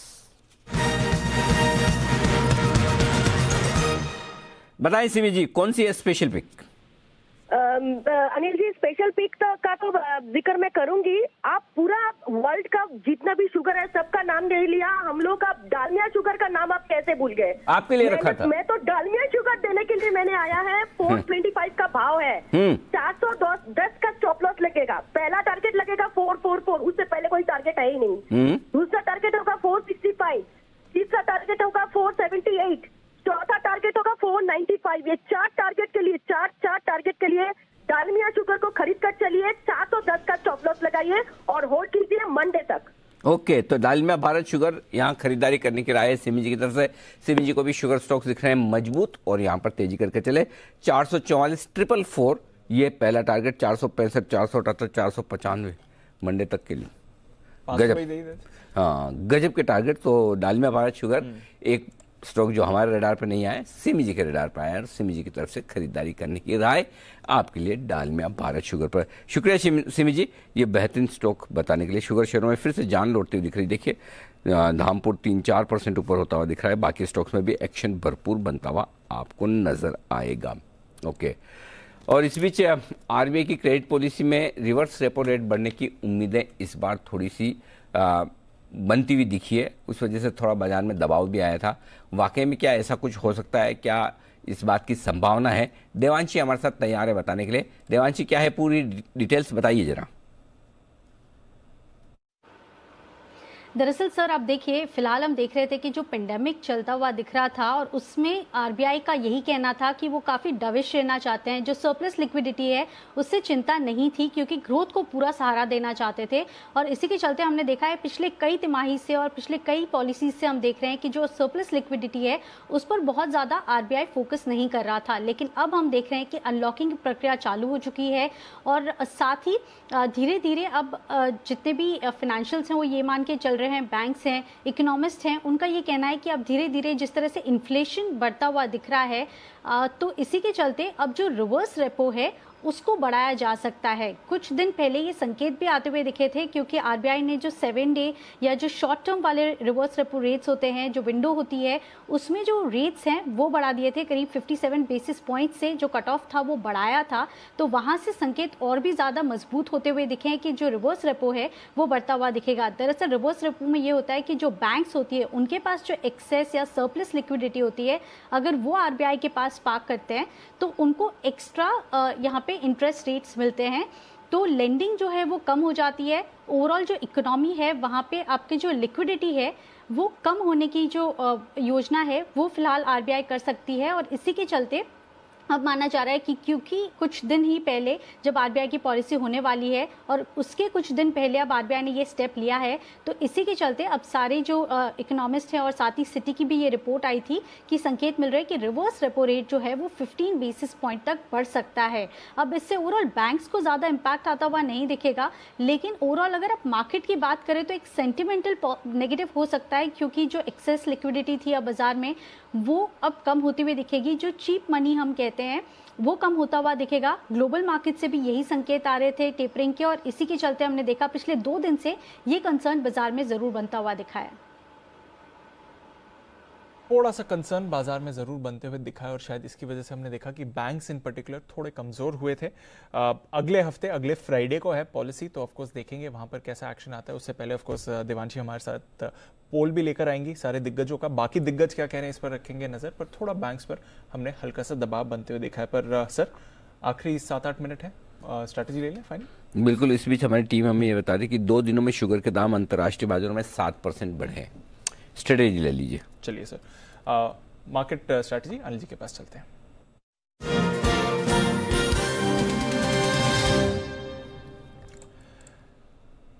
थोड़ा और डाउ फ्यूचर्स फिसले हैं सर, करीब 230 अंकों की गिरावट है। ऐसे कोई ज्यादा भारी फिसले नहीं पर आधा % कमजोर आपको दिख रहे हैं डाउ फ्यूचर्स, 1% कमजोर। तेल और साथ ही सोना यहाँ पर भी दबाव है, क्या करके जाए सर। और by the way euro zone का इन्फ्लेशन डेटा आज आया है सर 13 साल की ऊंचाई पर। तो थोड़ा इंटरेस्ट रेट्स। अरे वो तो छोड़ो, पहले सिमी जी का स्टॉक देखो, कमाल ही कर दिया। 444 वाला पहला टारगेट डालमिया भर का हिट हो गया, उस पर स्टैंप लगाइए। दूसरा टारगेट 465 वाला, वहां पे स्टैंप लगवा रहा हूँ। 463.70 तक पहुंचा, तो as good as target to hit. My good, 4 target दिए, उसमें 2 तो आज ही हो गए, इसीलिए इतनी हड़बड़ी जल्दबाजी में बोले थे। सिमी जी कितना फास्ट बोल के गई, लो लो लो लो जल्दी से। और देखिए 440 के पहले तो कोई लेवल ही नहीं है बिल्कुल। 425 वाला था वंडरफुल, 455 मुश्किल से 5 मिनट भी नहीं हुए होंगे। बिल्कुल सर, बहुत ही बढ़िया कॉल, बेहतरीन कॉल सिमी जी ने चार्ट पर एकदम सही पकड़ा। हम तो बाकी सारे स्टॉक्स देख रहे थे, त्रिवेणी जो कुणाल जी और सुमी जी ने पकड़ा, और डालमिया भारत सिमी जी की पसंद का शेयर। अब जहाँ तक हाँ अब क्या करना है उसका सवाल, देखिए दीप, अगर आप ग्लोबल मार्केट्स देखेंगे तो कुछ खरीद नहीं पाएंगे, तो जो कुछ करना है सोमवार के लिए छोड़ अपनी बने रहने दें। अगर आप लॉन्ग है 17,300 का एक पुट खरीद कर आप वो कर लें हेज, शॉर्ट है 17,700 का कॉल खरीद कर हेज कर लें शांति से। जो है जिसका तस न नया करना है न पुराना कुछ करना है। नोटा अच्छा, मैंने नोटा बोला है, किसी ने मुझे परसों ट्वीट किया था, नोटा का मतलब क्या है? नोटा मतलब नो ट्रेड कुछ नहीं करिए, जो है वही रहने दीजिए, बाकी कुछ मत करिए, वेट एंड वॉच, आराम, वेट एंड वॉच। ठीक है, जाने देते हैं इस पर। आज कुछ नहीं, सोमवार करेंगे क्या, ठीक है ना? ठीक है, चलिए, तो ये है आपके लिए इस समय, जाने दीजिए। हो गया आज की जो मूव आई है, थोड़े ग्लोबल मार्केट सुस्त हैं, हफ्ता भी खत्म हो रहा है, नए हफ्ते की शुरुआत करेंगे, पॉलिसी का भी हफ्ता होगा, तो वहां पर और काफी सारी चीजें हैं जहां पर हमें करनी है बात।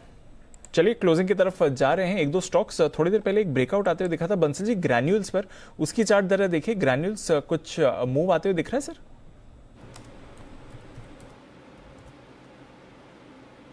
देखिए दीपांशु, बेहतरीन टेक्निकल स्ट्रक्चर है और स्टॉक ने पिछले 4-5 दिनों से एक नीचे में एक अच्छा बेस बनाया है, और टेक्निकली 318, 319 काफी अच्छा सपोर्ट है, तो इसके नीचे के स्टॉप लॉस के साथ होल्ड और बाय है। पहला टारगेट 335 का और दूसरा टारगेट 342 का बैठता है। तो ये है आपके लिए राय जहां तक ग्रैन्यूल्स का सवाल है। थोड़ी देर पहले एक स्पाइक भी आपको आते हुए दिखा था काउंटर पर, अब देखते हैं यहां से कैसी मूव रहेगी। एबिट इंडिया 10% का सर्किट इस पर लगते हुए दिख रहा है। एबिट, माय गुडनेस, क्या बात, पहले दिन बड़ी मूव आती हुई दिख रही है। हमें लगा डेल्टा कॉप रहेगा परफॉर्मर सर, और रहा भी, बट एबिट है जिसने आज लगाया है सर्किट। कुणाल जी, एबिट इंडिया।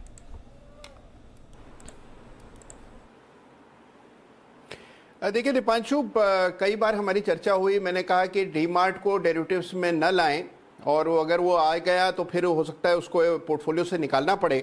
लेकिन ये एबिट इंडिया जब से आया है और इसने जो ये परफॉर्म किया है, इसके बाद तो अब मैं ये सोच रहा हूँ कि क्यों ना डीमार्ट को ये कामना करें कि आ जाए डेरिवेटिव्स में। तो बहुत ज़बरदस्त मूव आया है एबिट में, बिल्कुल होल्ड करना चाहिए जिनके पास है, और ऊपर के लेवल्स आएंगे।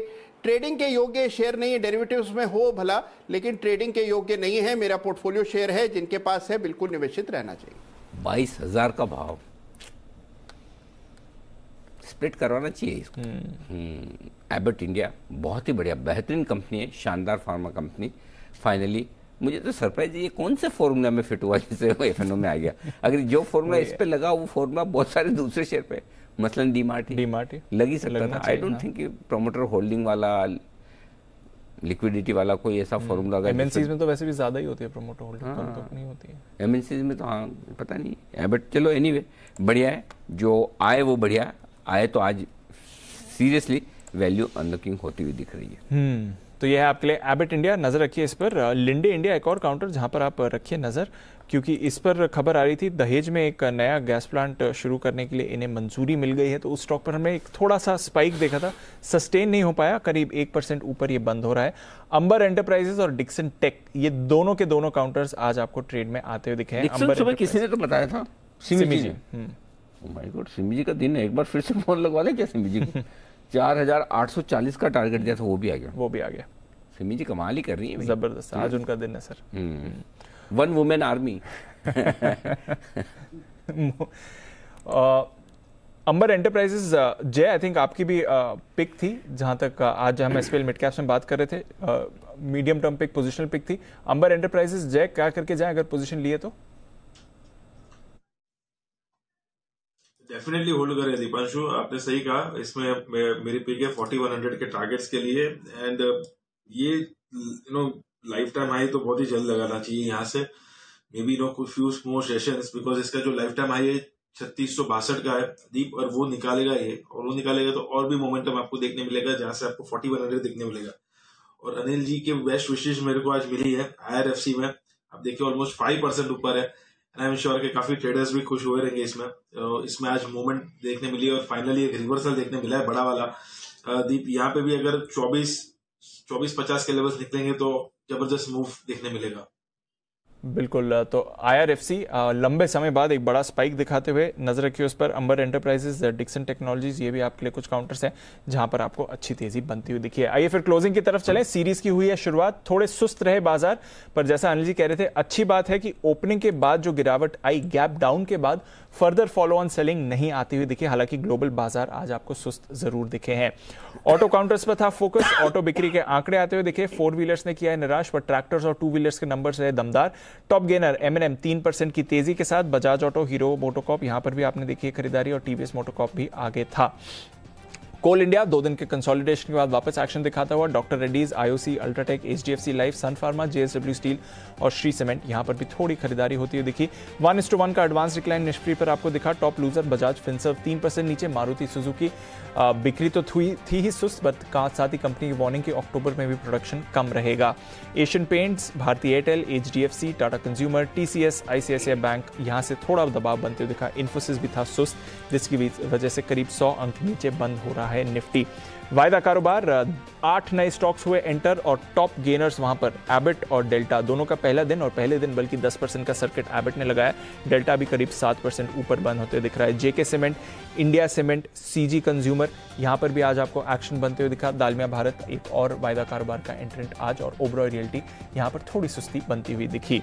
इसके अलावा मन्नापुरम और मुथूट अच्छा दिन इन दोनों काउंटर्स के लिए। डिक्सन खरीदारी, बाटा इंडिया यहां पर क्लोजिंग में एक्शन आते हुए दिखा।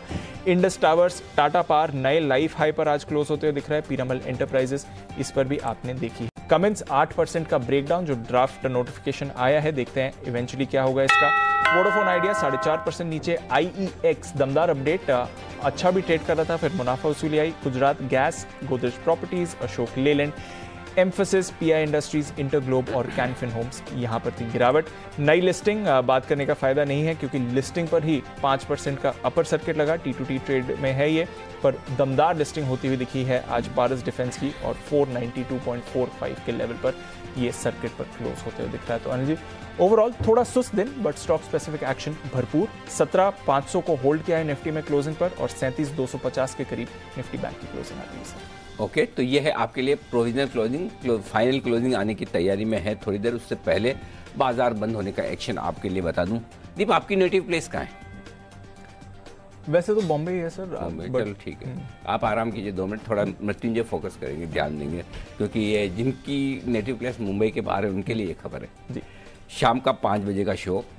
अगर आपको अपने शहर में ही मनचाही नौकरी मिल जाए, तो क्या आप मुंबई, दिल्ली या ऐसी बड़ी सिटीज, हैदराबाद, बेंगलोर टाइप की IT वाली वहाँ जाएंगे, जाना चाहेंगे? क्योंकि अक्सर होता है कि छोटे शहरों में, मतलब डिस्ट्रिक्ट लेवल पर वैसी नौकरी आपको मिलती नहीं जो आप चाहते हैं जी। तो फिर लोग बाहर निकलते हैं और महानगरों की तरफ जाते हैं। कोरोना ने कुछ हद तक इसे बदला है, क्योंकि क्या है कि वर्क फ्रॉम होम का जो कल्चर आया, उसमें कई सारी कंपनियों ने किस तरह से आप घर से ही काम कर सकते हैं, ये एक तरीका बना है। और अब कई सारी कंपनियां ऐसी हैं कि छोटे शहरों में रहने वाले लोगों को घर से काम करने का माहौल बनाकर एक वो पूरी एनवायरनमेंट बना रही है। स्पेशली IT, BPO, कई सारे ऐसे वाइट कॉलर जॉब्स हैं जो वो छोटे छोटे शहरों से लोग अपने घर से ही कर रहे हैं। आज शाम को 5 बजे हम इसी पर खास शो करने वाले हैं, और इसका नाम जो है छोटे शहर बड़े मौके, यानी कि छोटे शहरों में रहने वाले लोगों के लिए भी बढ़िया जॉब्स, अच्छे जॉब्स, बेहतरीन जॉब्स मिल रहे हैं, और उन्हें भागकर अपने परिवार से दूर और हाई कॉस्ट वाली लाइफ महानगरों में जीने की ज़रूरत नहीं है। अशांक देसाई साहब होंगे CEO मास्टेक, और साथ ही वो NASSCOM के पूर्व चेयरमैन भी रह चुके हैं। एक और हमारे साथ जुड़ने वाले हैं HR फील्ड के जाने माने एक्सपर्ट आदित्य मिश्रा साहब, CEO हैं CIEL के, उन दोनों से करेंगे हम बातचीत। तो मुझे ये बताइए, मौका मिले? बिल्कुल सर, तुरंत। क्या बात कर रहे हैं? मैं तो सोच रहा था आपका कहीं इरादा नहीं है कहीं जाने का। नहीं मतलब सर, काम वही रहे, काम में कोई बदलाव ना हो, लेकिन हाँ ऐसा मौका मिले तो नहीं, बिल्कुल कोई डाउट ही नहीं, क्योंकि आपको कम कॉस्ट में परिवार के साथ रहने को मिले, pollution free life, traffic free life, खुद के लिए समय, परिवार के लिए समय, ऑफिस के लिए ज्यादा समय समझ सकते होंगे, ऑफिस के लिए ज्यादा समय वहाँ ज्यादा लगाया, जो बचेगा उसमें थोड़ा ऑफिस के लिए एक्स्ट्रा। लेकिन हाँ, ये एक अच्छा ऑप्शन हो सकता है। पर ये लॉकडाउन में सर एक्चुअली हुआ है, जो बाहर से आते हैं उनके लिए तो था, जो बड़े शहरों में रहते हैं वो भी काफी छोटे शहरों में मूव कर गए और रेंट पे घर ले लिया और वहां से फिर किया। और हमने खुद ने एक्सपीरियंस किया। अब 2-3 हफ्तों से हम भी लगातार आ रहे हैं, लेकिन मेरे ख्याल से मीडिया हाउस में भी हम सबसे अंत में हमने वर्क फ्रॉम होम कल्चर को कम करने की, खत्म करने की कोशिश की। लेकिन सर घर से काम बहुत ज्यादा हो रहा था कंपेयर टू थोड़ा आउटपुट ज्यादा था। अच्छा, आप ये कह रहे हैं कि आप ऑफिस में कम काम करते हैं? नहीं, मतलब यहाँ के मुकाबले ज्यादा, क्योंकि रात में आपको 1 बजे कई बार मेल दिख जाते थे। सही बात, दीप के भी मैंने भी कई बार, क्योंकि वो टेंशन नहीं होता था कि सुबह उठ के 1.5 घंटे मतलब ट्रेवल में निकालना है ऑफिस जाने के लिए। वो एक्चुअली है ना, स्ट्रेस कम होने के लिए आज से बड़ी बात है। मुंबई में सबसे बड़ा स्ट्रेस ये है कि आपको ट्रैवल करना है। वो है ना, बैक ऑफ द माइंड कहीं कहीं स्ट्रेस रहता है। सो अगर उस स्ट्रेस से बचने के लिए कुछ ऐसे मौके मिल जाए कि लोगों को कम खर्चे वाले छोटे शहरों में रहकर अपनी पसंद के जॉब्स मिल जाए, तो कहना ही क्या। इस पर विशेष शो है, जरूर देखिएगा। फिलहाल तो ज़्यादा संभावना ये IT वाले स्टॉक क्या कहना चाहिए जॉब्स के लिए है, लेकिन चलते चलते आगे तस्वीर बदलेगी और भी लोगों को इस तरह के मौके मिल सकते हैं। देश भर के डिस्ट्रिक्ट हॉस्पिटल्स को लेकर एक नीति आयोग की रिपोर्ट आई और इस रिपोर्ट के मुताबिक जो जिला लेवल पर जो हॉस्पिटल्स हैं उसमें हर 1 लाख लोगों पर 24 बेड है। मतलब 24 से ज़्यादा लोग अलाउड नहीं बीमार होने के लिए एक तरह से, अगर बेड चाहिए तो। ये bed Indian public health standards 2012 के हिसाब से बने हुए हैं, लेकिन कई राज्यों में इससे भी कम अस्पताल है, इससे भी कम बेड है। तो भारत की तुलना अगर दूसरे देशों से करें तो हम काफ़ी पीछे मालूम ही है हमें। इंडिया 360 में आज हम इसी पर करेंगे चर्चा। क्या 1 लाख की आबादी पर 24 बेड सफिशिएंट है, कितना पीछे है और क्या करना चाहिए? बेड कम, बीमार हेल्थ सिस्टम, ये हमारी आज की खास पेशकश है, जरूर देखिएगा। और मामला क्या है, इसमें हम बात करेंगे IPO की। IPO की पूरी बात आपको समझाएंगे कि IPO के बारे में आपने सुना हुआ, IPO आप हर रोज सुनते भी, लेकिन IPO कंपनी क्यों लाती है, कैसे लाती है, इसमें निवेश कैसे होता है। तो IPO सुना है, अब समझ भी लो। ये होगी हमारी खास पेशकश आज आपके लिए। मामला क्या है, तो ये है, मिस मत कीजिएगा। और सुबह 11 बजे का दीप का स्पेशल शो आपने मिस किया है, गांधीगिरी वाला, निवेश की गांधीगिरी। तो वीकेंड पर भी दीप आपके साथ होंगे और मैं दीप के साथ होऊंगा सैटरडे और संडे को। सैटरडे यानी कि कल सुबह 9 बजे, दोपहर में 2 बजे और रात 8:30 बजे, ताकि आप ये कह नहीं सकते कि मैं उस समय बिजी था, उस समय बिजी था, देख नहीं पाया। तो आपके लिए पूरी व्यवस्था है, दिन में 3 बार। और फिर भी कि नहीं, सैटरडे में ज़्यादा बजे तो संडे टाइम मिलता है। लो, संडे भी 10 बजे और सुबह 10 बजे और संडे को शाम को 5:30 बजे। आराम से गांधी जयंती मनाएं, लाल बहादुर शास्त्री जी की जयंती मनाएं, शो जरूर देखें और महापुरुषों से कुछ सीखने की कोशिश हम जरूर करेंगे, ये आपके लिए। तो ये है आज शाम का विशेष आयोजन। विदा लेने का वक्त है। कुणाल जी, राकेश जी, वागले साहब, सुमित जी, किरण जी, सेठी साहब और जयटक्कर साहब, आप सबका बहुत बहुत शुक्रिया हमारे लिए वक्त निकालने के लिए, हफ्ते के आखिरी दिन साथ देने के लिए। सोमवार को एक दमदार शो के साथ फिर से आप सबसे होगी मुलाकात और सोमवार को कुछ खास ऑफरिंग भी है, कुछ विशेष है, वो सोमवार को ही आपको पता चलेगा। बिल्कुल, तो सुबह आपसे मुलाकात होगी। फिलहाल मुझे और दीप को दीजिए इजाजत।